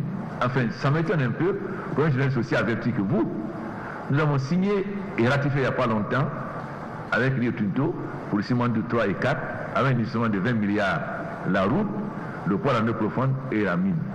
Nous avons signé avec Mubadala pour Sangaredi 5 milliards de dollars d'investissement. Et ça a été ratifié il n'y a pas longtemps. Nous avons signé avec CPI 5 milliards d'investissement à Bofa. Ça a été ratifié il n'y a pas très longtemps. Nous avons signé avec Russal pour Gagnan. Ça a été ratifié. Je suis un peu surpris. Semble que vous dites que ça patine. Tout ça, ça a été fait il n'y a pas longtemps, que ça a été ratifié par le Parlement. Ensuite, nous avons donné des permis pour l'exploitation de l'or. Et nous sommes en train de faire la revue des contrats. Par exemple, il y a Euronimba. Quel est le problème avec Euronimba? Il était prévu que les mines qui sont à la frontière du Libéria, on peut permettre qu'ils sortent par Buchanan. À condition, deux conditions. Un, la réserve n'est pas importante. Deux, le minerai est moins riche. Donc le contrat a été signé avec Euronimba bien avant que je devienne président. Avec qu'il soit exporté par... Mais on se rend compte que la réserve est plus importante qu'on nous a dit. Que deuxièmement, la qualité est meilleure. Qu'est-ce que les Tuntus dit? Mais moi, je n'ai pas conseillé un chemin de fer de 600 km. Vous n'avez pas m'obligé à conseiller un chemin de fer de 600 km et un port. Et vous allez permettre à mon concurrent de conseiller 10 km de chemin de fer et d'être marché avant moi. Mais c'est une logique. Par contre, si la mine n'est pas très importante et que la teneur est moins forte, on ne peut pas nous obliger à se conduire le chemin de fer. Mais lorsque la mine est quasi aussi riche que Simandou et que la réserve est importante, alors dans ce cas, il faut qu'il y ait une compensation. S'il doit utiliser 10 km sur le chemin de fer, il faut qu'il y ait une compensation. Sinon, il doit faire le chemin de fer de Lola, rejoindre le Transguinéen. Il faut être logique. Tu ne peux pas demander à un d'investir 15 milliards et permettre à l'autre seulement 10 km. C'est le problème qu'on a aujourd'hui avec Euronimba. Et c'est leur faute. Parce que quand je suis venu, je leur ai dit, vous avez déjà la concession. Juridiquement, je ne peux rien passer à la Cour de stabilité. Ça veut dire, vous garantissez la stabilité des contrats. Mais je leur ai dit, vous-même, vous savez que ce contrat n'est pas bon pour la Guinée. Je ne peux pas vous imposer, mais faisons un gentleman agreement, discutons. Je ne peux rien vous imposer juridiquement. Mais en votre conscience, vous savez que ce contrat n'est pas bon. Acceptez qu'on discute en gentleman agreement pour améliorer. Ce que nous avons fait. Donc, ils ont accepté de payer 100 millions à la Guinée, plus 25 millions qu'ils devaient investir pour faire l'aéroport de Zéro tout ça, etc. Ça a traîné. Ensuite, on a signé l'accord. J'ai envoyé au Parlement. Et en vous, ça a un peu de mes présidents. Est-ce que vous avez regardé avant d'envoyer au Parlement? Effectivement, quand j'ai regardé, il y avait l'accord signé. Ils ont écrit à la main que les 100 millions de dollars doivent être dépensés avec l'accord de la société. Comment moi je vais dépenser de l'argent avec l'accord d'une société privée? En ce moment, je ne suis pas souverain. J'ai retiré du Parlement. Donc, on n'a pas ratifié. Maintenant, ils ont vendu. D'abord, BHP a dit qu'il part de l'Afrique, il n'est plus en Afrique. Ils vont vendre. Ils ont traîné, maintenant ils ont vendu à ArcelorMittal. Le problème, est-ce que cette mine qu'on a constatée, la réserve est plus importante qu'on nous a dit, et la qualité est meilleure? Rio Tinto dit, bon voilà, toutes les mines d'une certaine valeur situées à telle latitude doivent être exportées par le chemin de fer de Transguinéen. Ceux qui ont moins, oui. Il y a une deuxième société, je ne sais pas son nom, qui peut exporter parce que la réserve est faible. Vous n'avez pas demandé à quelqu'un qui exporte, qui va prendre 3 millions de tonnes ou 5 millions de tonnes de faire un chemin de fer. Simandou, c'est 100 ans d'exploitation. On peut faire combien de tonnes par an, exploiter pendant 100 ans. Donc ça n'a rien à voir avec une petite mine. Ça, c'est Simandou 3 et 4.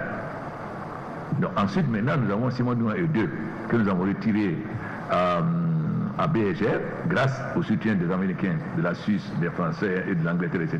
Et même du Jersey, qui est un paradis fiscal. Tous on collabore avec nous. Maintenant, nous sommes en train de travailler avec les avocats pour mettre ça sur le marché. Mais Simandou 1 et 2, c'est un gros morceau. Ce n'est pas quelque chose que vous allez vendre à 100 millions. Donc, il faut qu'on fasse un appel d'offres correct. On ne peut pas retirer à quelqu'un et ne pas être correct. Quand il dit qu'il a retiré pour donner à ses amis sud-africains, quelle est la société sud-africaine? Est-ce que je vais donner à quelqu'un? On fait un appel d'offres. Celui qui gagne, il a gagné un appel d'offres libre. Mais là, il faut le préparer correctement. Nous sommes il y a un année à Paris. Hier, il était avec les avocats pour préparer l'appel d'offres en ce qu'on dit Simandou 1 et 2. Nous avons le cas de Bofa, la bauxite de Bofa. Les blocs que BHP a eu la gentillesse de nous rendre, c'est un avantage parce que ils avaient fini, donc ce n'est plus un permis de recherche, c'est une concession. Pour ça, vous êtes obligé de faire un appel d'offres. Parce que la concession, le gars va exploiter tout de suite. Donc, on ne peut pas donner à quelqu'un, on est obligé de faire un appel d'offres. On a quelques problèmes parce que il y a eu, c'est-à-dire, il y a eu des offres qui ont été faites, pas tout à fait très claires. Nous avons donné jusqu'au 30 novembre à la société chinoise de remplir ces obligations. Sinon, on déclare l'appel d'offres infructueux. Et en ce moment, on recommence de nouveau. Parce que ça, c'est quelque chose qui va nous apporter tout de l'argent. Donc, on ne peut pas dire que ça traite. Demandez à la commission de revue où ils en sont. Quels sont les contrats qu'on a revus. Vous savez, on a beaucoup de problèmes. Vous avez vu, on vous a donné, je ne sais pas si vous voulez pas vous donner, l'analyse de CBK. Quand on a sorti les audits. Mais CBK, c'est un contrat, on ne peut pas imaginer que les Guinéens signent un contrat comme ça. Même un alphabet, un enfant ne peut pas signer un contrat comme ça, mais ça a été signé. Même lorsque le Parlement sous Conté a ratifié, ils ont ratifié avec réserve. Malheureusement, quand ils étaient avec réserve, ils n'ont pas dit réserve sur quoi. Parce que s'ils avaient dit, automatiquement, tout ce qui est considéré comme réserve n'est pas ratifié. Alors, on a eu ce problème. Nous voulons utiliser le chemin de fer de CBK parce que il ne faut plus que les camions conteneurs, les camions remorques ou les camions citernes viennent au port. Ils doivent prendre, ils doivent maintenant aller à Kagbelin. Donc pour ça, Bourdieu a proposé, si pendant on va commencer à construire le chemin de fer, en attendant que le chemin de fer arrive à Kagbelin, on va faire la jonction avec le chemin de fer de CBK. Comme ça, tout de suite, on peut commencer déjà à ce que tout le monde aille à Kagbelin. Ce qui est tout à fait normal. Pendant ce temps, on continue à construire le chemin de fer. Quand ça sera fini, c'est le chemin qui va continuer jusqu'à Bamako. Mais tout de suite, on va casser l'encombrement de Conakry. Vous savez, tout ce qui est les conteneurs, les camions citernes, non seulement il y a des embouteillages, mais il y a tout le temps des accidents. Donc on ne permettra pas que ces amis. C'est quand on nous dit non, le chemin de fer appartient. Comment le chemin de fer peut appartenir à la société? Enfin, c'est lui qui avons construit. Il dit que ça leur appartient. On a une grande bagarre avant qu'il n'accepte maintenant que ça soit en chose multi-usage, c'est-à-dire que d'autres personnes puissent utiliser. La seule chose, on prend un consultant qui va voir comment tout le monde peut utiliser, c'est-à-dire sans qu'il y ait embouteillage entre les compagnies. Et même ça, c'est pas difficile. On fait des voies de dégagement. Enfin, vous avez vu les chemins de fer partout en Europe, aux États-Unis. Il y a des voies de dégagement qui permettent à ce que des trains ne se localisent pas. Donc, parce qu'on s'est battu, on a pu obtenir. Ensuite, pour faire les blue zones, il dit que tel terrain lui appartient. Mais enfin, c'est pas parce qu'un terrain est au bord de chemin de fer que ça appartient à l'USAL. Voilà. Mais quand vous lisez, enfin, je ne sais pas si vous avez lu, on a publié le contrat de CBK. Mais c'est inadmissible. Comment on peut signer un contrat comme ça? Ça veut dire une convention comme ça. Voilà la situation en Guinée. On ne parle même pas de Fria, où il y avait un preneur à 200 millions, on a vendu à 21 millions de dollars. Mais ça aussi, on va discuter. Il faut bien qu'on sache pourquoi Fria a été vendu à 21 millions et à quelles conditions, alors qu'on avait des preneurs à 200 millions. Tout ça, on va avoir la débattre là-dessus. Donc on ne peut pas dire qu'on traîne, mais les mines nous ont la transparence. Ça veut dire qu'il faut être extrêmement prudent. Nous n'avons pas les compétences juridiques en Guinée pour être capable de négocier avec les grandes sociétés minières. Il faut se dire la vérité. Donc nous sommes obligés de prendre des cabinets. Et notamment avec la BAD qui nous accompagne pour financer les cabinets internationaux. Si c'est nos juristes seulement, ils vont signer n'importe quoi parce que les autres, ils ont les plus grands cabinets. Ils vont nous rouler. C'est-à-dire ils vont mettre une petite phrase qu'ils viendraient dire, mais qui a des conséquences extrêmement graves. Donc il faut qu'on se garantisse, qu'on s'assure qu'on ait des grands cabinets d'avocats, des grandes banques,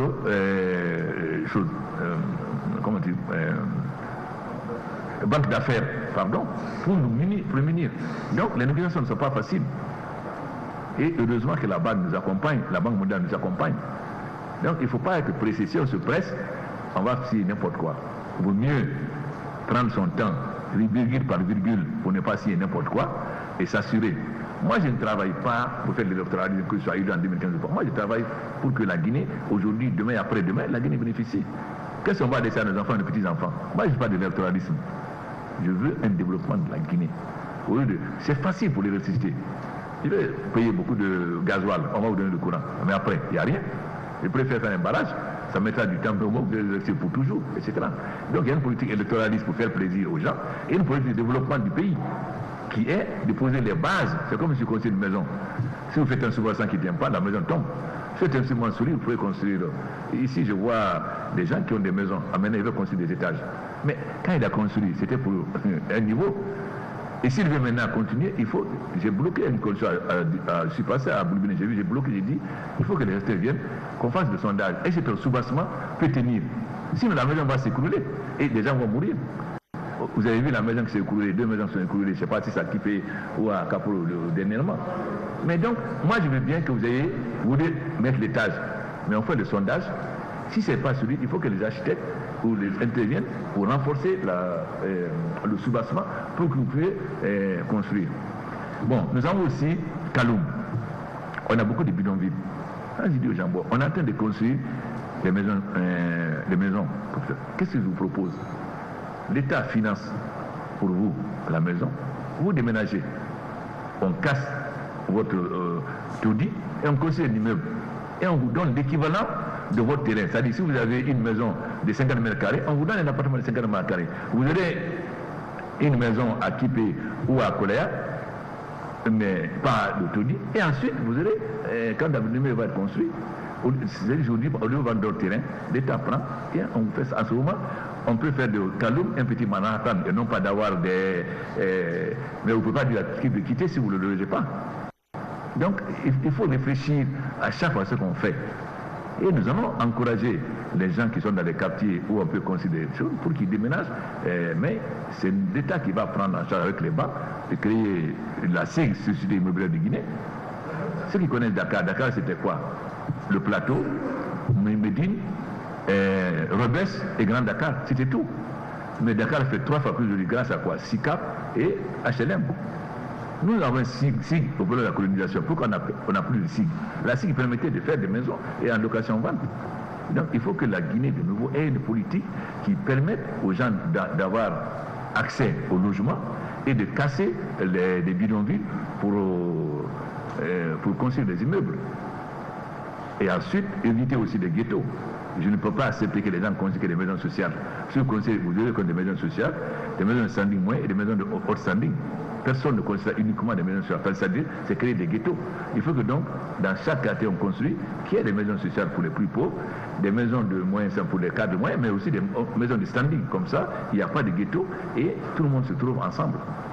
Donc, je vais dire Samb à mon conseiller Yamoussa Bangoura, qui vous reçoivent et qui vous expliquent exactement, ou bien Nava Touré, qui est président de la commission de registre des contrats, de vous expliquer exactement où on en est. Donc on ne traîne pas du tout, il n'y a pas de ralenti. Et puis si on a récupéré Simandou 1 et 2, il faut bien le mettre, il faut bien faire un appel d'offres correct. Et Simandou, ce n'est pas une petite mine. Il ne faut pas oublier non plus que si Simandou vient sur le marché, nécessairement, les prix vont baisser. Mais ça n'a pas d'importance pour nous, nous produisons, les prix vont remonter après. Mais les compagnies, ça les intéresse, ça ne les arrange pas. Parce qu'ils ont des mines moins riches. Donc, notre mine de fer qui vient plus riche va avoir un impact sur leur mine. Donc, il y a une bagarre entre eux et nous. Nous devons savoir défendre nos intérêts pour les obliger. Eux, ils ont besoin de retarder le plus possible pour continuer à vendre leurs minerais de fer moins cher. Nous devons nous bagarrer pour aller le plus vite possible. Donc, ce n'est pas quelque chose de simple. Vous devez comprendre tous ces enjeux qui ne sont pas très simples. Et nous avons besoin d'avoir des grands cabinets d'avocats, des grandes banques d'affaires pour être capables de faire face et de déjouer tous leurs jeux. Le Bola a été impressé pour beaucoup. Non, moi j'ai été à Sangaredi, j'ai été féliciter les gens de Bola qui sont là. J'ai été à Kamsa. Par contre, je leur ai dit la sous-traitance aux Guinéens. Si on a la sous-traitance et qui partent, je dis il faut redonner aux Guinéens. Si vous ne voulez pas, je bloque le type à l'aéroport, parce que je ne veux pas accepter que tu gagnes en Guinée, qu'il y ait des problèmes, que tu fuis. Mais si tu ne veux pas de la Guinée, bon, d'accord, on récupère. Si il y a des sous-traitants, tu pars et les ministres disent, ah, on ne peut plus compter les sous-traitants. Alors, dans ce cas, il y a des Guinéens qui sont capables de faire ça. Il y a d'autres qui sont capables de faire ça. Pourquoi je vais accepter un sous-traitant qui, à la moins, je le fuis et maintenant va revenir? Non. Il ne faut pas confondre ça avec les miniers. Donc, je vais vous aider en vous permettant d'avoir une discussion avec ceux qui sont dans cette épreuve. Vous comprenez très bien qu'on ne fait pas du surplace. Il y avait une deuxième question, non? Bon. Moi, je suis président de la Guinée. Le peuple de Guinée m'a élu pour résoudre les problèmes de la Guinée. J'ai beaucoup d'amis, mais chaque peuple est maître de son destin. Je vais à Ouaga depuis très longtemps, depuis que c'était Haute-Volta. J'étais président de la FENF, ils allaient présider des congrès de l'UGEN, Union des étudiants, etc. Et il y a eu au moment de 65 qui a renversé Maurice Yamego. J'ai constaté à Ouaga, les Moussis sont très respectés du chef. Mais il y a eu une évolution. Avec la guerre de la Côte d'Ivoire, beaucoup de Burkinabés qui étaient en Côte d'Ivoire sont venus. Ils ont d'autres cultures. Ils ont manifesté contre Oufoué, ils ont manifesté contre Bédier, etc. Donc il y a eu déjà un changement à Ouaga. Si vous faites un accident de voiture, vous avez une belle voiture, il faut fuir. Les gens viennent casser votre voiture, ils ne demandent pas qui a raison, qui n'a pas raison. Il y a eu, bon, donc il y a une situation qui évoluait. Quand la situation évolue, ce n'est pas seulement des hommes politiques, mais ce que la population pense, surtout les jeunes. Donc il arrive un moment donné où si vous n'êtes pas en harmonie avec les jeunes, vous finissez par couper d'eux et vous n'avez plus la réalité des choses. Et les gens qui sont autour de vous vont toujours vous cacher la vérité. Tout va bien, tout va bien. Moi j'ai discuté avec plusieurs fois. Blaise est mon ami. Roch est mon ami. Salif Nialo est mon frère. Simon Compagne est mon ami. Diabré c'est mon ami. On discute. Je donne mon point de vue. Mais je fais que donner mon point de vue en tant qu'ami. La décision elle appartient. Donc, je n'ai pas à donner un jugement. Par contre, ce que j'ai dit, j'ai téléphoné à chacun. Il dit, attention, le peuple est descendu dans la rue. Il a des objectifs. Si vous faites des arrangements au sommet, les gens vont descendre de nouveau dans la rue. Alors, écoutez ce que le peuple veut. Ne faites pas des arrangements au sommet. Je vais le recevoir sur mes amis. Salif va venir avec Roch, avec Simon Compagnon, le recevoir. Après, je reçois Diabré, etc. Honoré m'a appelé, je lui ai dit, il va venir quelque chose en vacances. Le général Honoré, ils sont mes amis tous. Mais je n'ai pas à m'ingérer. On peut discuter. Et j'interviens parfois au congrès ou bien dans les jours, etc. Mais les Burkinabés sont chez eux, c'est eux qui doivent définir leur politique. Moi, je suis en Guinée. Je peux discuter avec les amis. Mais je n'ai pas à dire ce qu'ils doivent faire. Par contre, quand il y a un changement, que le peuple a manifesté sa volonté, je dis à mes amis politiques, faites attention. Ne faites pas des arrangements au sommet. Si vous faites des arrangements au sommet, par exemple, nommez le monsieur qui était procureur dans l'affaire de Norbert Zango, quand le président lui-même a parlé de l'impunité, etc., c'est une provocation. Donc il faut aller dans le sens que le peuple veut. La preuve, les gens ont réagi. Le seul conseil que je te donne, écoutez le peuple. Ils sont descendus dans la rue. Pourquoi? Qu'est-ce qu'ils veulent? Aller dans ce sens-là. Si vous n'êtes pas dans ce sens-là, demain, les gens vont descendre dans la rue, il y aura beaucoup de morts. Et vous irez tous au CPI. Voilà. Mais je n'ai pas à vraiment... Blaise c'est mon ami, Roch c'est mon ami, Salif c'est mon frère. Quand Jeune Afrique a écrit que Blaise avant de Salif, je suis venu le voir. Il m'a dit, je ne dis pas Jeune Afrique. Il dit, Blaise, si je parle pas, tu vas me prendre pour un faux type, Salif c'est mon frère. Si ça va pas, que tu me dises. En Afrique, il m'a expliqué. Et j'ai vu Salif. On nous a discuté pourquoi qu'est-ce qu'il ne va pas. Salif c'est mon frère. Si Blaise vient dans le véhicule, je ne demande pas à Blaise pourquoi. Lui-même il n'a pas confiance en moi, parce que je ne peux pas avoir un frère. Il a un problème, je ne demande pas pourquoi.